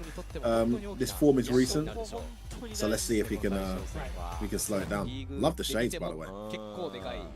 Yeah, I feel like I don't really know the explanation for those shades, but every time I've heard in his chat, he has these shades on specifically because of his monitor. It's also because he doesn't know how to turn the brightness down on his monitor. That's literally been like the running gag, I feel like, in his chat and in his stream. I've asked him so many times, dude. I'm not even joking. I'm like, hey, so did you ever fix your monitor issue? He's like, don't know how. I'm like, okay, all right, well, I don't know if you're like Twitch acting or not, but hey, I hope you get it fixed. Apparently not. Apparently not. Must be a great monitor in other areas. Maybe incredible sound system, phenomenal image to justify going through that pain. I do not know. Only Goichi knows, and he can tell us. Love to know what model it is. Maybe someone could YouTube how you actually change the brightness of the monitor for my guy. Playing with that handicap regardless, and he's going to try and get it done here. Shout out Itabashi Zangi. He actually said that's the first time he's played Fenrir. Throughout the season he hasn't played him at all, so he's looking forward to having some fun in that one. It wasn't too fun in the end. Well, did look like fun actually. I imagine he enjoyed it, but not the result he wanted. Looking at these guys now, however, Fudo saying he assumes Dogoro has taught Goichi this matchup well, but they should not assume that he hasn't practiced it too. So Fudo very confident going into this one. Goichi with the Chun-Li classic. And all he said in his feedback to the team was, I have to win. His words. He has to. So what do you think of that, Vicious? I mean, what else can you say about it, right? Straightforward. He understands his objective. They have to get this W. If they get 40 points here, that sets them up for a ton of success just going forward, right? I feel like it gets them even closer to Shinobism Gaming, right? They'll still be in last place, all things considered, but it still keeps them running a lot closer than sticking with 20 points in comparison. So, with that in mind, this has to be a... It has to... This is it right here, I feel like. But with going against Fudo, I'm not gonna lie, man, that's a tall order. Fudo, the man of the second stage, the best player in the season of the second stage this season. 100% win rate, going up against Goichi, who has an opportunity. We saw earlier that the bag got fumbled. An opportunity to go 40-0 victory. Oh, that sucks. He tried to check the drive rush, but he did it with jab, which doesn't have enough active frames, got automatically whiff punished. Oh, he's gonna get burnt out. Look at the burnout already. The attack on drive gauge is just so effective in the way that Fudo does it. For now, that's a huge jump in anticipation for the Sobot. Really smart. Checks the drive rush. Oh, this is an excellent start for Goichi right now. What do you think about this matchup in particular, right? We talked about how fast or how dangerous the drive rush is from DJ, but when there's a fireball present, I feel like that kind of changes up the tone, no? Honestly, I've seen it go both ways. I do feel like Chun-Li fights a lot. Oh, that was unsafe. Fights a lot of characters well just because of that Kikoken, but he needs to be in a position to do it. And DJ's very good at stopping her because of that incredible drive rush. And of course, he's got a projectile of his own to nullify hers. Oh! That was kind of cool. That was very cool. Looking insane. No, you don't, though, says Fudo. He's going to kill her if he wants. You know, that's exactly what he'll do. This is not a bad position. Not a bad position if you're Goichi, right? You force him to spend the level 3, and you get to play the rest of the match with your meter intact. I think that's okay. Not bad. It's actually not bad. If you're going to lose, at least lose bait in the meter when you're 1 round up. Also, you can throw fireballs more freely in the matchup. Now DJ doesn't have his level 2. Whereas you as Chun-Li, you've got your level 2, so he's got to be careful. Yeah, he's looking for it. Look at the buffer. Yeah, he's trying to bait it out now. Checks. He's checking the drive rush with walk forward jab. That is not easy, guys. Not because it's hard to react to, but because if you do it too early, you get beat. Yeah, Goichi looking sensational right now. It's not the longest reaching thing either, right? It is susceptible to a lot of counter pokes that DJ can't throw out. So exactly. That's a very scary situation. Oh, so is that. Hurry. Gonna go straight for the level 2. I'm not sure I agree with that decision with all the scaling. Maybe he's done it for the corner carry. That's a lot of corner carry, actually. Yeah, it's a lot. Gonna go in here. Tries to bait out something, doesn't come. Oh, don't try and wipe up my Kikoken. Goichi looking good for the money here. Tick throw well teched. Fudo needs a miracle. Oh, he missed the ZX. I think that would have worked. The OD would have worked there. He's going to run in. He's going to get the throw. And Goichi gets the first game here against Mr. Unbeatable. 1 up, 2 more to go. Would you believe the week we're seeing here, Vicious? It's all turning around. Shinobism getting the 20 points against Saishunkan Kumamoto. Now Cyclops getting the 20 points and 1 game towards getting an emphatic 40-0 victory. Still got 2 more to win here to do it, but wow. I was at the edge of my seat the whole time. I was actually watching it and I was just, you know, it had me speechless, man. It's so unpredictable right now, but it also makes me very scared of Fudo. Oh my god, yo, Goichi traversing past the fireballs again with the big punish Hazanshu, and now he's controlling the pace. He's looking for the forward movement against Fudo, and he's done a fantastic job of deterring that movement. Nice delay there on that anti-air. Oh, dangerous position here for Goichi. Really bad territory to be in, but he does find another opening against the Sobat. How does he know? Oh, it's gonna be dead. Throw. That's so unfortunate for Fudo, just Sobat at the wrong time. What a performance here from Goichi. That's another Sobat predicted from Goichi, by the way. He is so on point with these reads, man. Oh, no shot. Oh, no he's shot. He was trying to bait the level 2. Everything's working right now. Where you jump into? Dole gets an opening on the Kasmin and Fudo's getting absolutely pulverized. Oh, brother, the walk speed! My goodness. No way, dude. Did you see the frame kill and then the finesse with the throw bait? That was sick. Somebody clipped that. That's the second time he did that. But man, it gets better and better when you watch it. That was so gross, man. I love seeing the different options. I'm glad it's not just like knockdown, safe jump, throw, whatever. That actually is such a slick look, right? And your wheel of options that you have on offense. I think that is such a slick type of approach on offense with the frame kill, because it can lead to anything. And you get kind of distracted with the normals. It's like you want to, in the back of your mind, you want to test it. It's like, is that really the proper frame kill? Is that really going to be enough to stuff out my 4-framer? Let me test that. Because you've never seen it before. I love that from Goichi. That's what you get, Vicious. You try and test it. I love the way he's using drive rush up kicks as well. The fact that up kicks isn't a charged special anymore. She's got this DP motion like anti-air. She's down. Like, that is such a huge deal. I'm not seeing Chun-Li's abuse that enough. 3 times now I've seen him set up the kick in, drive rush in, and catch him trying to neutral jump back, whatever, with that up kick. And it's not the damage he gets. It's not even in fact, he's doing it in isolation. It's the momentum, the position, and it's the sequence that he gets off the back of it that makes it so deadly. And it's just kept, because Fudo's such a, we saw this weekend how good he is with momentum. Being able to snuff out anti-airs, like jump-ins like that, and keep the momentum on your side, completely nullifies any chance he has of building that momentum that made him so deadly this weekend. Goichi on absolute fire here, and we could have our first 40-0 in a while. Cyclops' first win of the season come in the form of a 40-0. I mean, who could have predicted that? Bottom of the table coming into this one, Fish.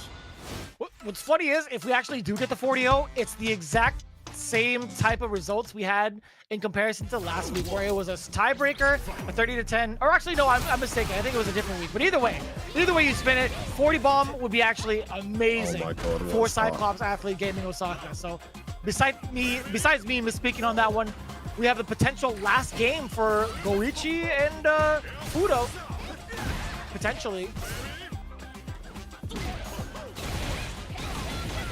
Fudo getting drops now. He might be rattled. He might be rattled, Vicious. Could potentially be.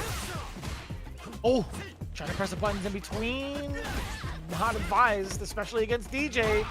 Keep the buttons inside the vehicle, hands and arms inside the vehicle. That's moving. And speaking of moving, Fudo gets the big counter poke into the drive rush level 1 afterwards. Let's see if the throw comes out. It's the low forward from Goichi. Oh, dash up twice over. Surely not. If he land this level 2, burn himself out. He's buffing yeah, like Fudo crazy. Kettle. Ooh. Oh. Let's get a blaze in the corner. Ah, oh, baited. Why does he grab that? It's way too good. It's way too good. I don't know, man, but I love it. Give it to him. Give it to him. He deserves it, bro.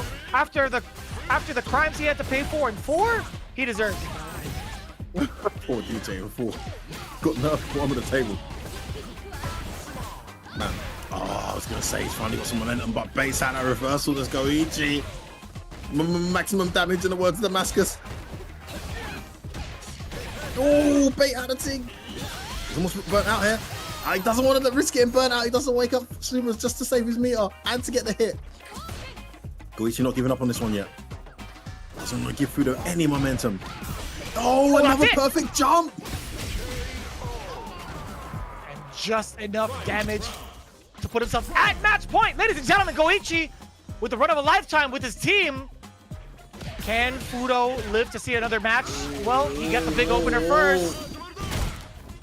Level 3, I like to start more often than not statistically. DJs pretty much take it all the way down. But we'll see whether or not Goichi can find his way out. Uh-oh, commentator's curse perhaps? Drive Ross dash. He is at set point here, Vicious. Despite the life deficit, baited. No, no, stop that, Fudo, please. Oh my goodness, the jab check on the Hasanshu into the drive Ross juggle. You've got to be kidding me. Oh, he caught the landing, but he's burnt out though. He's gonna go to level 2. Despite being burnt out here, has the momentum, cannot lose the corner. No shot! This could be it. Back dash! You gotta be kidding me! He didn't finish the combo! Tried the perfect parry on this, on the Hasanshu. He just needs one hit. He goes in. He pressed the button! Go Ichi! He pressed the button! 40-0! You've got to be kidding me! Cyclops, bottom of the table, all second stage, have just got themselves a 40-0 victory. Humongous turnaround. They get themselves 5 points away from qualification. You can see the elation on all of their faces, Vicious. What a result. Did you see that coming? Surely not. Oh my god. As I live and breathe, easily the most impactful win for any team in the league was right here before your very eyes through the hands of Goichi for Cyclops Athlete Gaming Osaka. Ladies and gentlemen, could be a turn of a new leaf for this entire team. And look at that, man. The amount of emotions coming in from Goichi, man. When was the last time we've seen him this elated and this emotional? I believe it was at EVO in his matchup against Sonic Fox in a different fighting game, right? That was the last time I've ever really seen him cry or get this emotional. Man, it really does. It brings it home how much it means to these players, man. Kazunoko has been triggered as well by those tears. Man. I think they're all gone. They're all gone. Fenris gone too. It's a crying fest here, but understandably so. They're such a strong team. They find themselves bottom of the table. And all odds against best player in the league they had to beat. They had to beat the best player in the league, the World Warrior champion, 100% win record in the second stage of this Street Fighter League. They had to beat Fudo. And not only did he beat him, he absolutely outclassed him in that set. Unbelievable play. And you can see every single one of them has been triggered by that result because it's given them life for the rest of this season. You know, a massive shout out to them. And I love players wearing their heart on their sleeve. You love how much it means to them, Vicious. Because it's not just a game, man. This is a life. Well done, guys. As we get the translations going, obviously couldn't really say it any better than that F-word. I think, you know, there's something that's really true in fighting games, especially at this level. Sometimes, you know, you'll have some rough days, but you can't necessarily be down on your own skill for it. There are moments where the person just happened to play better than you that day, right? And that could continue on for a while. But eventually, if you stick to it, dedicate yourself to the craft and find ways, put that effort into find ways to make that counter happen. It will happen, right? And Goichi, the entire team, really, Cyclops have really proven that statement to be true. I think, you know, multiple instances where the players faced off against this team, we didn't get to see the results that we were expecting. It just so happened that some of those teams played better than Cyclops. And I'm really glad that you start to see the results, the fruits of their labor really coming to fruition, at least in this week's matches, right? And I'm really hoping they can continue on doing the same kind of things and seeing those kind of results again in further instances. I've got to say as well, Vicious, we got the translations coming up. Some really emotional words from the team. Can't wait to let you guys know what they're saying. Those of you who speak Japanese watching, obviously you must be enjoying this. Quite an emotional situation. But I've got to say as well, man, as a neutral, this is a fantastic result. Regardless of who you want to win this season, if you're a neutral, let's just say FAV are running away with it now. I mean, they're on 130, 40 points away from anyone close by. Saishunkan, Kumamoto on 90. But now, all of a sudden, DetonatioN on 80. School of Fish, I think, on 75. Shinobism on 65. CYCLOPS on 60. Just 15 points separating those four teams. 15 points. That is insane. If you'd have told me that, sorry, 20 points. If you'd have told me that at the start of today, that we'd end up in a situation where those four teams, all still with a good chance of qualifying, are just 20 points away from each other, I wouldn't have believed you. This blows the whole bottom half of this league out of the water, upside down. You cannot call it now. CYCLOPS are back in the race, and there's still plenty more matches to go. Phenomenal, super entertaining, love it. To add on to that, with the condition that Fudo's been playing in, with the current state that he's been playing in as DJ, as a World Warrior champion, it was a very, very tough thing to call. Even considering Goichi's record alone, like this is something that's really, really difficult to digest in terms of the statistics. But Goichi again prevailed past all of that, right? If you're looking at the exact statistics between not only just like as a team, but looking at the overall performance, I mean, sorry, the individual performances of Goichi, right? Goichi hasn't found a lot of success throughout both phases, right? This is his first W in 4 games. In fact, if you look at his previous performance, he's won 3 out of 8 games, so he's been severely underperforming. You can imagine what kind of confidence this brings for someone in this position, right? You could see, you could even hear the emotions. He's looking right at the camera. He's looking right at you. He's giving some really, really big rebuttals and big responses towards his W, and you can see how elated, how ecstatic the rest of the team is. I think, like, no matter what the other two did, I think seeing this performance from Goichi would have been huge. Like, this would have solicited the same type of applause. So big ups to CYCLOPS Athlete Gaming Osaka, man, and specifically big ups to Goichi. Never give up like Daigo. Let's get to some of these translations. What were they saying in that room, Vicious? I've got Dogura here saying, such a great match. I actually gave up on playing the first matchup because I really didn't have confidence. Of course, Dogura also on 0 this second stage and not having a great season overall. But I was really practicing hard with Goichi for DJ. I'm really glad it paid off, man. What a result. And sorry, let's talk about the stats before we get into those. But that's what a statement from Dogura, man. Wow, emotional. How did this go, Vicious? I see the anti-airs and the drive impacts and so on.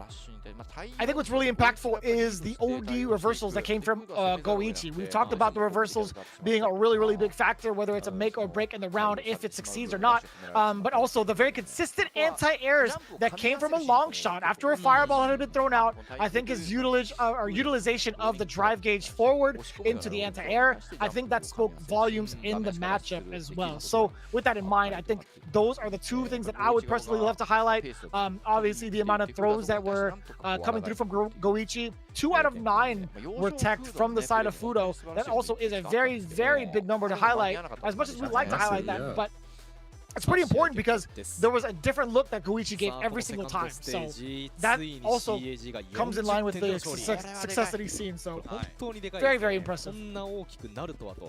Getting back to the player interview, which was probably the most emotional interview I've seen at Street Fighter League Japan since covering with you guys, since I've had the pleasure. Kazunoko then saying before the match he was really thinking Kami's inferior to Rashid.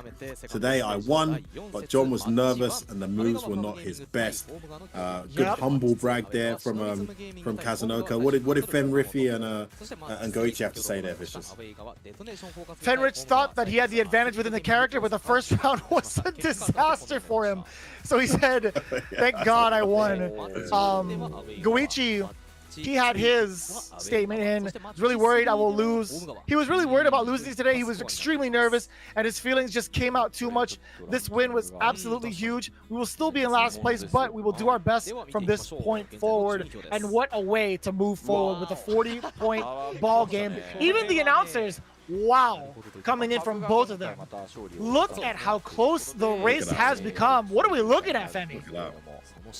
It's anyone's race now, other than FAV gaming. And to be honest with you, even FAV aren't that safe because it's only 40 points. So, if, you know, Seoul Kumamoto get a 40-0 win, and FAV have a week like we just saw Detonation have, which we know doesn't matter how well your season's going, anyone can get 40-0. Just 30 points separating the top 5, just 20 points separating the bottom 4. I mean, that is phenomenal. Like, and he's right, they are still bottom, but 5 points away from 5th place is a lot more difference than 30, 40, or what it would have been if they didn't get the result today.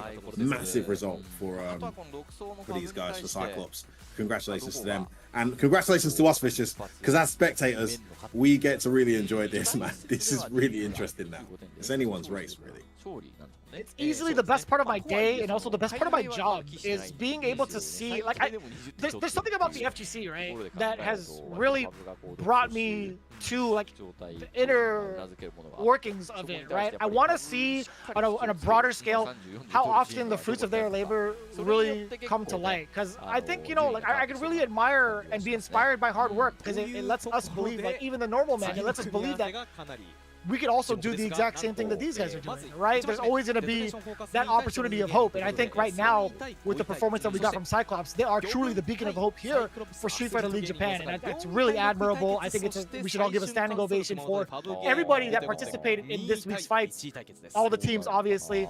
I think this truly was a remarkable way to get ourselves ready for the second half. We still have one more week to go, right, before we even get to that yet. DetonatioN FocusMe versus Shinobism Gaming, GyoGun versus Cyclops, Saishunkan Seoul Kumamoto versus FAV Gaming.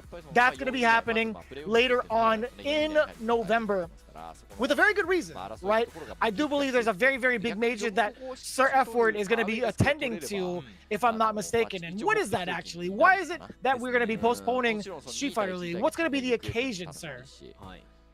Well, you saw Singapore go down just last week. And guess what? You lucky Street Fighter fans are going to be treated to another, only the 3rd offline major qualifier to take place in this year's Capcom Pro Tour CPT for Street Fighter 6, and another qualifier like GyoGun over in Singapore will be crowned. And we've already seen the brackets, guys. CPT Paris is happening. We know who's playing who for the most part. We know who's in each other's brackets. It's taking place this Friday, Saturday, and Sunday. It's a 3-day event, so make sure you tune in, because we will be confirming another qualifier in what is, like I said earlier, one of only 3 offline qualifiers this season, so you cannot miss it. And for that reason, we're going to be seeing a lot of these players, I imagine, coming through as well, because why not, right, Vicious? No doubt in my mind. In the meantime, you guys can keep track of the entire schedule for Street Fighter League Japan, and also for the CPT. You can head over to CapcomProTour.com, where we will check out Capcom Cup 10. We're still looking for our winner as we resume the rest of the tour every other weekend, really. That's a lot of cash money on the line, wouldn't you say, Femi? Oh, it's absolutely humongous, man. I mean, I've got to get back to the league, though, because I think the Shinobism guys are going to be playing, Cyclops are going to be playing Shinobism, or School of Fish, who they're only 15 points away from. They could be 3rd this time next week. It's crazy. What else we got going on here? Oh yeah, this is the format, of course, for the Capcom Cup, guys. 48 qualified players. We've got the online premieres, we've got the offline premieres, only 3 as I mentioned, and then the World Warriors, another 26, and then of course the last chance qualifier taking place prior, the penultimate event before the Capcom Cup Finals. Prior to the Capcom Cup Finals, there'll be one player who has a chance to qualify on the day at the last chance qualifier. Massive shout out to GyoGun, who qualified in Singapore just a week ago with that phenomenal Rashid performance. He really has found his home with his character, hasn't he, Vicious? Man, and I loved it too. I loved watching every bit of it. It was totally worth ruining my sleep schedule for it, and I do mean that, because I swear to you, man, the meta was ever so evolving. I feel like that was the biggest evolutionary step we've taken in regards to how the Street Fighter 6 meta was played, right? We've seen some really, really interesting changes. Although we saw a lot of Kens, we saw a lot of JPs, all jokes aside, I think there's some really, really great steps forward in advancing the technologies of how the game is being played, right? And I think that's only going to evolve even further with the Capcom Pro Tour's offline premiere, with the third one coming in France. And we also have the Japanese representatives that are going to be restreaming the event. If you guys want to tune in, obviously hit up Capcom Fighters JP for YouTube as well as Twitch. But for the most part, if you want to catch all the information, at Capcom_esports for everything related in the realm of Japanese Street Fighter. With that in mind, again, you don't want to miss it. Coming up the first weekend coming up of November. Already November, that's right. Hey, by the way, happy Halloween to all you mates out there that celebrate Dia de los Muertos, etc. All Souls Day, All Saints Day, whatever holiday it is for you guys. We hope it's a fun and a safe one with your friends and family, but also with all your fellow combatants in the fighting game community. And also, we've seen this a lot too. We've talked about some of these big giveaways. You know, Capcom_esports has been doing a lot to kind of give back to the community, and not just the gameplay, but also with some of the swag as well. We've actually seen this seat not too long ago over at the offline Singapore premiere, and it could be in your household as well. I do believe this might just be a giveaway, but also we want to highly encourage you guys. Hey, what's going on right now? We got the registrations live, Femi? I actually thought registration was closed, but I guess not, man. I guess the registration is still open, guys. So go sign up as soon as you can. Kicking off this Friday is going to be the premiere. And there's many more as well, guys. Sign up for your local World Warriors. Those have not concluded yet. There's still a few more to come. We saw Freedom qualify just this weekend past. So anything's possible. Get on those points. Get on those leaderboards. Get yourselves to the finals and qualify for Capcom Cup. 24 places or 26 places via World Warrior. So it is the biggest contributor to the Capcom Cup finals this year. Pretty important to check out everything that's been going on with the CPT. We also have Haitani as well as special guests that restream it as well. Haitani's had a lot of insight going on for the entirety of the tour, but also in Street Fighter League Japan. I actually got to catch Haitani's stream a little bit earlier before we went live, and he was going through a lot of the different players that are not only attending the offline premieres, but also some of the speculations between matchup to matchup, team to team. So it's very interesting to see him not in the league, but also just kind of restreaming. I was actually very surprised. But either way, this has been a very, very electric, ecstatic, and expiring week of Street Fighter League Japan, and we can only expect even more. But in the meantime, we're going to enjoy ourselves at the offline premiere in France. We hope to see you guys there as well. It's been an absolute pleasure. F-word on the mic, myself, Vicious. We'll see you guys on the other side. We appreciate you all. Have a safe and fun Halloween. We'll catch you for the next CPT event and also the next Street Fighter League Japan. Take care, everyone. Good night. おりますので、ぜひチェックの方よろしくお願いいたします。この後流れるようなので、ぜひ最後までよろしくお願いいたします。はい。さて本日はストリートファイターリーグプロ JP2023 セカンドステージ第4節の3試合お届けいたしました。